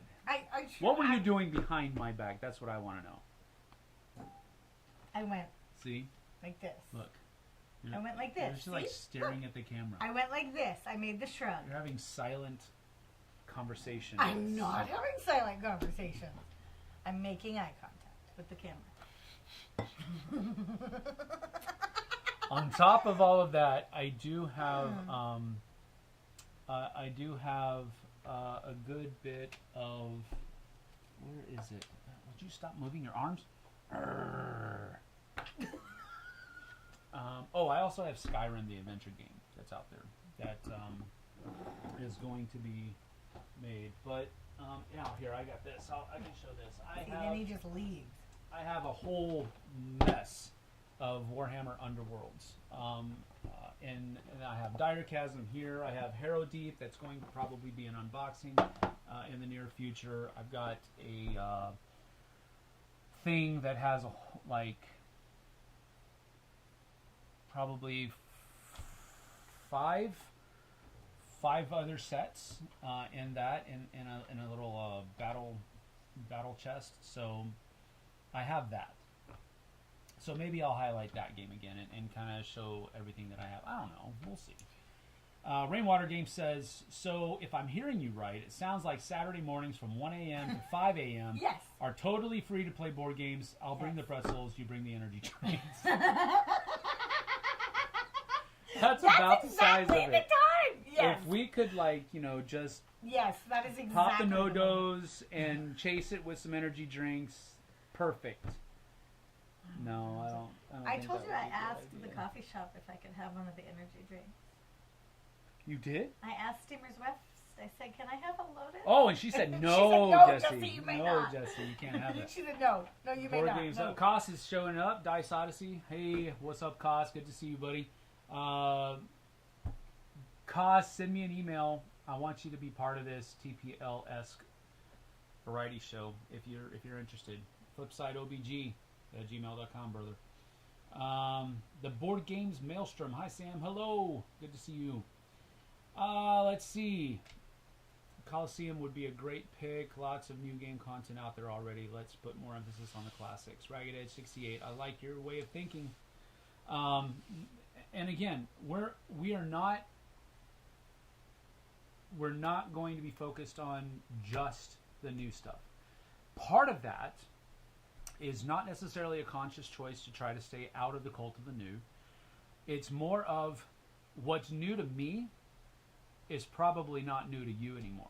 Mm-hmm. Because I've been head down working for Mythic and Monster Fight Club. And I was with Dized at Gen Con last year, so I did a little bit of work with them. But that was contract based, not an employership, or not as an employee. So I've been kind of head down for the last 3 years. So the last 3 years, for example, Amsterdam, Ticket to Ride Amsterdam, that was my first second review. Mm-hmm. First review was Longboard. That just came out last year. Those were, I didn't even know Amsterdam existed until I saw it on the shelf here at Hooked on Toys. Mm-hmm. So I was like, "Whoo, I like that," because I liked London. I liked San Francisco. I had played New York before. I knew I liked that, so I liked those versions of Ticket to Ride. But I didn't even know Amsterdam exists. Looked up it on BGG. It's 2 years old. I didn't know it existed. So that's the kind of thing. I very much have the longevity in the industry, but I haven't really had my finger on the pulse for the last 3 years, except for the products that I was dealing with those companies. So a lot of the stuff that might be old to you guys is new to me. Right.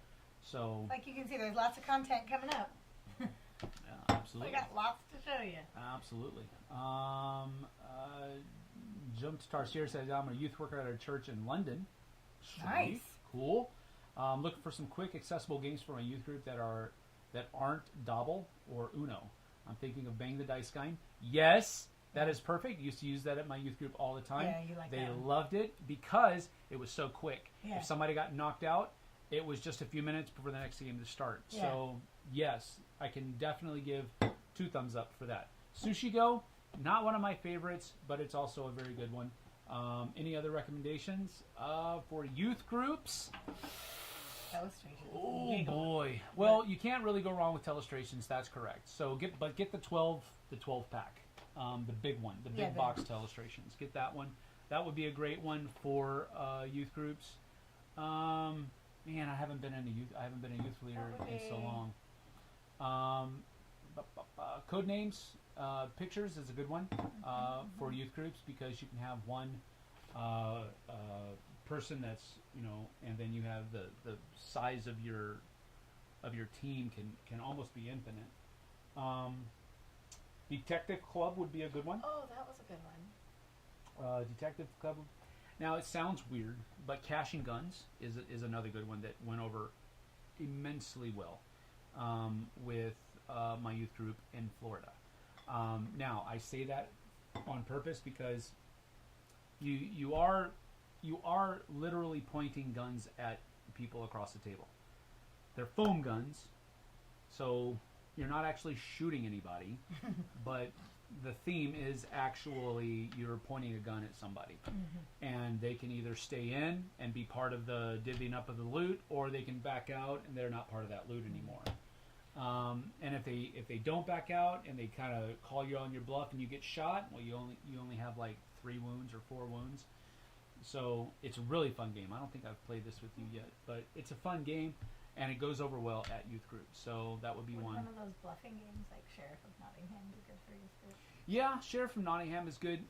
Again, it also depends on what your church leadership says, because some of these games, when I've tried them or I've wanted to try them, the leadership were like, well, that's kind of promoting lying, or that's promoting gambling, or that's what I was wondering. that kind of stuff. So just open that conversation with your church leadership before you try some of these games. But I mean, they didn't have any problem with being the dice game, because it's just rolling dice and doing all that kind of stuff. But just open the conversation with your church leadership, because just be there. But hopefully that's a couple of good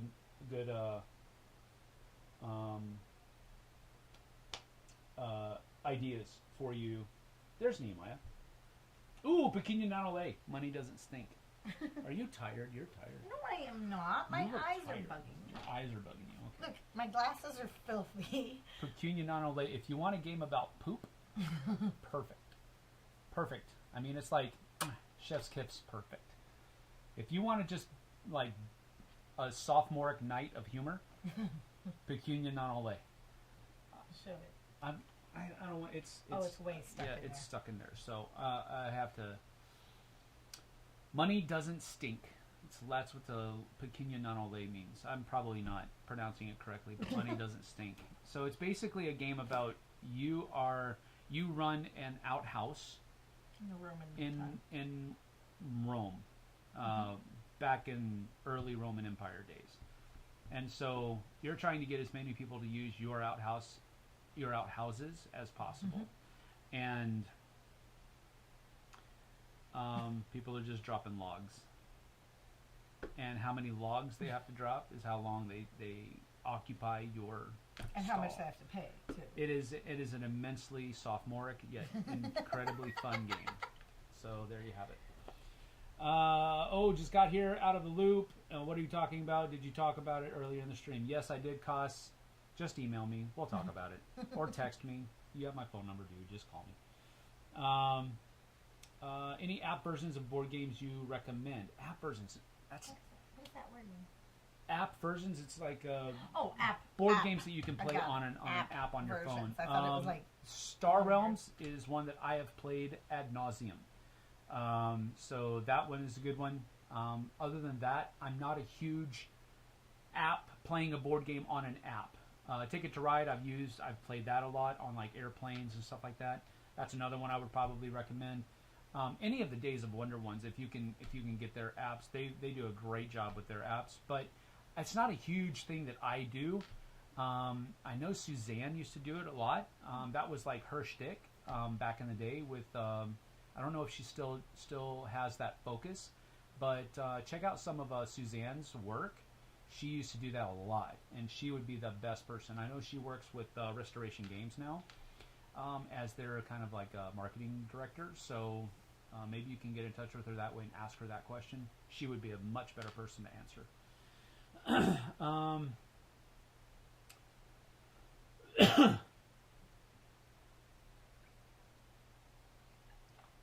You still have coffee left?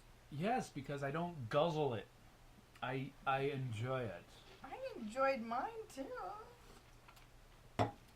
Let's see. Matthew Rose, are you in San Antonio? I am a new subscriber. I am not in San Antonio. San Antonio is my hometown. I was there a couple weeks ago to visit with my grandpa and to spend some time with the good folk. Yes, I am wearing an Alamo shirt. This is a shirt that I bought there at the Alamo. Stop, No, he's not going to stop until he actually gets it out. Well, quit eating socks, you stupid dog. Yep. There we go. No. Stop. You're really disgusting. Yes, he is. Well, I have to spend some time with him in a little bit. Great question. Are you coming to Origins? Yes, I will be at Origins this year with Love Thy Nerd. I'll be, I believe, I'll be I've got a 4-hour shift each day in the Game Found booth. I do not know which games I'm going to be demoing, but the Game Found booth is where I'll be for a 4-hour stint each day. I'll be working with Love Thy Nerd, but I'm going to be helping out Game Found.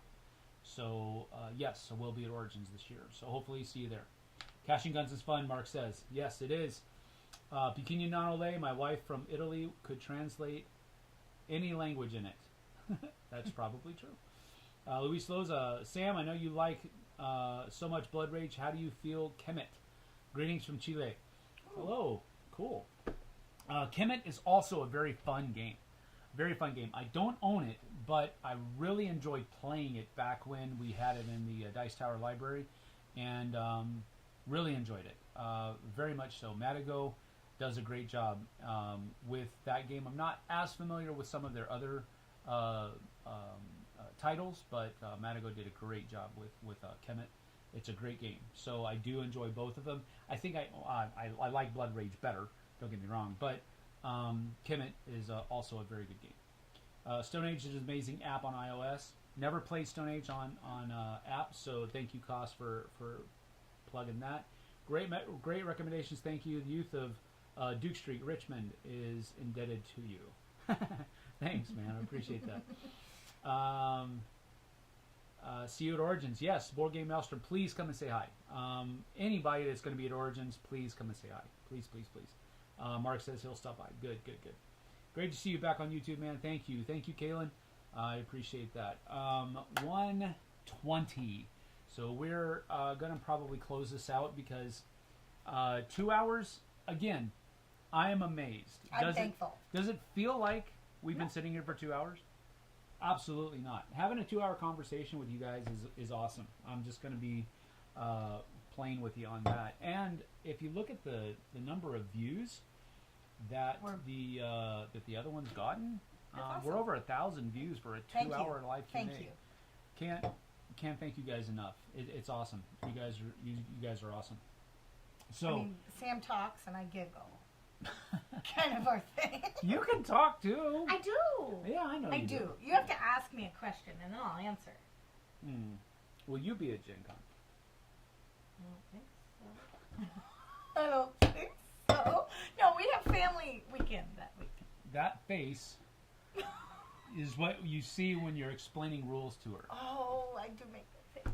And it happens. I try not to. It happens from like the start face. until like about 2/3 of the way through the game. I'm ready. And then about 2/3 of the way through the game, she's like dialed in. I But got it. at the end of the game, she's like, "Can you count my points for me?" And then she whoops it. No. She's a sleeper. She's a sleeper. She's a shark. If we ever have like competitive, I'm gonna like sign her up. And if it's winning money, she's gonna bring in a ton of cash because people are gonna be like, "We're gonna beat this lady," and then she's gonna like, "Did I win?" Yes, you did. My goodness. I do make the face when I get confused. Yes. So that's true. She makes the face, and sometimes I'm sitting across the table and I'm like, "Oh, there it goes." We lost Jessie. There we go. There was a game we played at Dice Tower West, and somebody was explaining the rules, and I was trying hard not to make the face, and I was trying so hard that my kids, who were playing 2 tables away, came over and were like, "Mom, are you okay?" I'm fine. All right. Well, all right. Let's go ahead and do this. We have 38 people watching right now. Okay, Let's go ahead and do our lightning round. Lightning round is where you can ask us anything. You give us 2 options. So, for example, do you want liver onions or Salisbury steak? I don't know what made me think of Salisbury steak. Like, well, where but you give us 2 options, and we have to choose one of those 2 options and explain, give a real short explanation of why, or come up with a third better option in our opinion that still closely fits. Okay. So lightning round begins now for about 5 minutes, and then we'll end right at 2 hours. Submarine route to victory. I don't get that. I don't understand. I don't understand that either. Submarine route. I don't know. Okay, so we'll start lightning round, and it's going to start here in a little bit. We're about 30 seconds behind, so we have to wait for people to start doing that. Strider, what's wrong? This is 2 days. Yeah, I know, but I mean that's not all he ate. That's just what's not digested. Yeah. So, well, yeah, we do have a I have a puppy who's maybe not bunch of feeling dog so puke good. next to us. That's always fun. All right, so the first one, Leavenworth in the winter or the summer? Leavenworth in the winter. Yep, winter for me definitely because The lights, the snow. the snow, everything. Yes, and But you can find parking in the summer, and you can't find parking in the winter. that is super true. So- Man, super true. It's such a tourist trap. I mean, love there's, Leavenworth. but yeah, it's and one of our favorite restaurants is up there. What's the name of that restaurant? Andres Keller. Yeah, Andres Keller, great restaurant. If you're ever in So good. Leavenworth, go there. Mm, Okay, so TI4, Space Turtles or Space Lions? that's all you. I usually play the Ghosts of Cruise, so that's my third option that I think is better. Team Coke or Team Pepsi? Coke. Ugh. I don't drink soda anymore because I rarely do either. I'm just kidding. Man, I would my Coke, Pepsi, Big Red. Big Red is the king of soda. That is so sugar. Period. End of discussion. Your opinion is inferior. Period. End of discussion. That is like pure sugar. And it is pure. I'm pretty sure. I'll have to double check. I'll have to double check the Hebrew and the Greek texts, but I'm pretty sure From the bottom. the river of life is going to be Big Red. Just saying. Cats or dogs? Sam's gonna say dog. He's not even. I'm reserving I want you to say first. I'll say dogs. Yes. She used to be a cat person. I I've love won my her cats. over. I love my cat. Well, okay. I only have one right now, but I do Max, love my cat. Maximus Decimus Meridian is definitely a cat of cats. Yeah. A very hoity-toity. Definitely not a gladiator. I've owned cats my whole life. But our pupper, the pupper, our pupper is he's a good boy. he's a good boy. Aren't you, Dwayne? Yes. Yes. So we're both. I'm definitely a dog person. She's more of a, and I don't mind cats. Don't get me wrong, but You didn't get to I'm meet a my dog Sammy person. cat. My Sam was drive or fly. We like driving, We do love our road trips. but actually. flying doesn't take as long. So It depends. If it's less than 4 hours, we're driving. Yep. If it's a long flight, Star Wars or Star Trek? Star Wars. Not what me. Star Wars. You really? I thought you were more of a I Trekkie. mean, I do love See, it Star made me Trek. kind of throw up a little bit in my mouth when I said that. That was just a burp. It wasn't really a throw up, but it was very coincidental. I'm super a Star Wars fan. I would say Star I Wars. enjoy Star Trek as well, but I have watched the entire original series of Star Trek multiple see it times. happen again. I don't know why. I'm much more of a Star Trek No, Next Star Generation fan than I am the see, new Next stuff, Generation and I is do great. like the new movies as well. Yeah. Um, Oh, I love the new movies. yeah, but- better than the Star Wars fan that I am. I like it all. Yeah. I'm not going to say I don't care, but I am going to say this: if a new Star Wars movie comes out, We're watching it. I'm done. Yeah. I'm in because you know why? At the end of the day, it's another Star Wars movie that I get to go watch on a Yeah. big screen Yeah. with surround sound stereo, and there's lightsabers and pew pews, and it's just awesome. I'm not one of those Star Wars fans where it's like, oh well, you don't want to have that person in that role because it's just not Star Wars enough. You know, get off. Anyway, okay, here we go. Tom or Z? Nah, Kaylin. Can't do that. Yeah, I'm not doing that. I didn't They're do it good back people. then. I'm not doing it now. They're They're good all people. great people. So, I know you're just Breakfast for dinner or dinner for breakfast? joking. Both? Breakfast for dinner. Both. Dinner for breakfast? Blah. I'm not having mashed potatoes and green beans for breakfast. So you're telling me you wouldn't have steak and potatoes or steak and eggs? That's a dinner. Yeah. That's not a I'm breakfast. gonna go breakfast for dinner. See, this is one of the times where Tom and I absolutely agreed on people. Now he goes a little bit further and says that you shouldn't call certain foods breakfast foods because you can eat them whenever you want. It doesn't have to be breakfast. Right. I'm talking pancakes and eggs. I and don't. bacon for I dinner. don't step as far off into crazy town like he does. I'm more of yes, eat whatever you want whenever you want because it's okay. Anyway, but eggs are breakfast food. Scrambled eggs specifically are breakfast food, but you can have them whenever you want. Anyway, Seattle or Miami. I will say Wenatchee, or shall I say Homestead, or small town. Those are my two things right there. Yeah, and small town is usually better.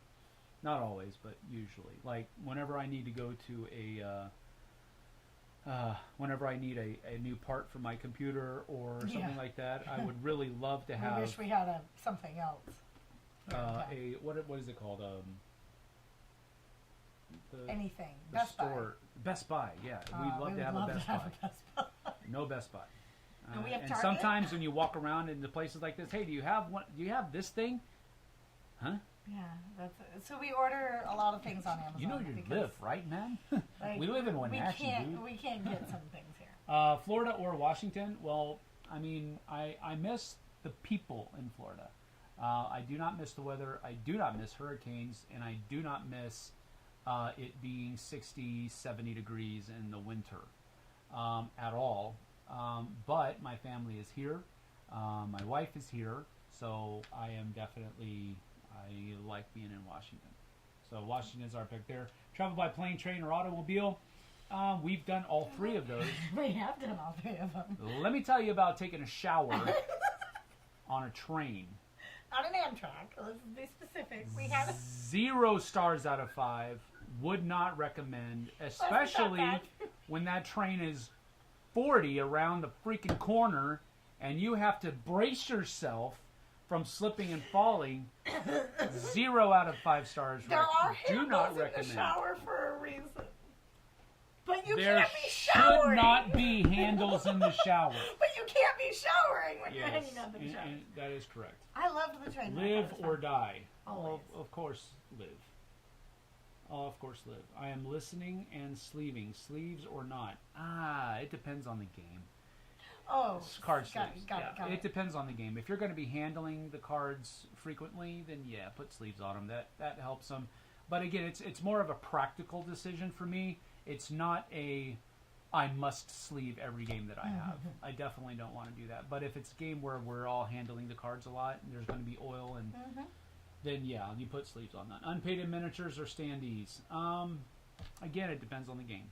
It depends on the game, but I'm usually not a standees person. I'd rather have a 3D rendering there, but I don't mind standees either. Outdoors or indoors? Indoors, probably. Yeah, we're much more of indoor people, but we do things outside. We go for walks down on the river. We go for walks around the neighborhood. We have to go outside for football and we're not the typical Wenatchee people that love outside 4x4, riding their bikes, mountain biking down a hill, crazy. No. Going for a 10-mile hike every day. That's not the thing that always boggles my mind is it's pouring down rain. Oh, you hate driving through Washington. And people are pulling up to a trailhead, getting out of their car, With and all it's their gear raining out. with all their gear. I'm like, no, you crazy person. What is wrong with you? You need help. AC or heater? Well, I don't AC. like being in the heat, that's for sure. AC, because heater, you can always put more blankets on. Yes. I've always said that. I've That's always why I said got you my can blanket dress right up to here. the cold, but there's a certain point where you Take can't a blanket keep on. taking stuff off for the heat. Gen Con or Essen, they both have their pros, and they both have their cons as well. But I think those are the two big daddies, Yes. right? We're going super more than I 5 know, minutes. I but know. You gotta go fast. that's all right. It's okay. Gen Con, I like because it's close. Essen, I like because it's not an American convention. Yeah, if that's that cool. makes sense. Yeah. I think it just puts a different spin on it to see how Europeans and Germans specifically, but Europeans, because they come from everywhere, interact in a gaming convention. It's much different than in an American convention. In an American convention, it's all what can I buy, buy. And then you go into the gaming hall and maybe you play, or maybe you be part of a tournament or something like that. In Europe, it's much more you go and you sit down and you demo. And then you go, okay, I'm going to come back and buy this, and I'm going to come back and buy this. And there's always people sitting down playing games at booths and at Essen. So they're both really cool.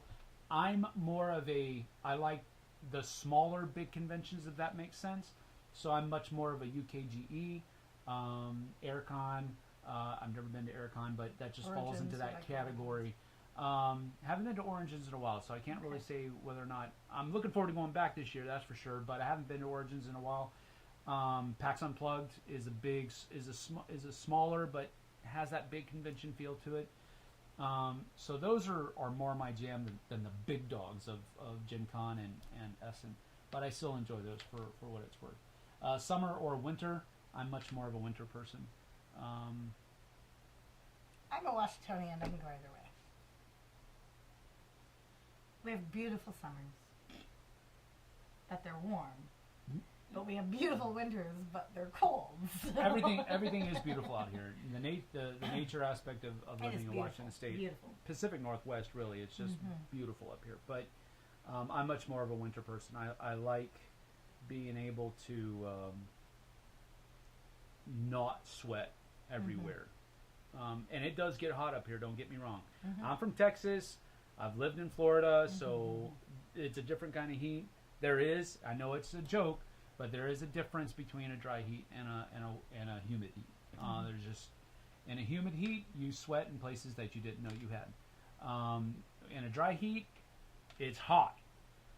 You usually don't sweat as much, but it's super hot, and like it's gotten up to 118 last year 118. for like a couple of weeks. So it gets hot up here, don't get me wrong. But it's just a different kind of heat. So, yeah. Paper books or e-books? Paper books. Yeah, she's... Hands down. Not even a question. E-books aren't even books. I almost call it... It's not a bibliophile. I am a bibliophile. Yeah, I do bibliophile. love my books. You haven't lived until you're...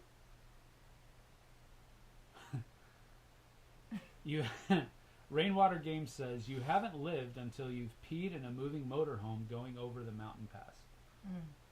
I would disagree. Dwarves or elves? Dwarves. Dwarves, laddie! Marcin, hey, good to see you. Marcin is one of the guys we've been talking about with Glory. Oh, yeah. Glory, a Game of Nights. They're going to be sending. I think that's Marcin. Yeah, I think so. I think it's the same guy. But anyway, they're going to be sending a new expansion for Glory, a Game of Nights, and a storage solution that they're coming up with. So cool. I'm looking forward to that. Looking forward to looking into it. Hopefully, I didn't breach any pre-contract NDAs there, but we'll see. Reading a book or watching a movie? Watching a movie. I'm a slow reader, so if I can get the same story, basically, in 2 hours, she's going to say... No comment. She's going to say... Reading a book. But it depends on the book. I mean... She also reads lightning fast and can get through a 300-page book in a couple of days. Yeah. I would be sitting there for a freaking month because I've fallen asleep 3 times a day trying to read the book. So there you go. That's me. Cool. I just didn't know about the last name there, but cool. Very good. Shipping on Monday. Awesome. All right. So that 5 minutes turned into 15. So we're going to get out of here now. If you're just joining us, I'm sorry. We have been here for about 2 hours. But you can watch it all. And 10 minutes. You can rewind and watch, and we will appreciate that if you can. If you can't, that's fine too. We'll see you next week.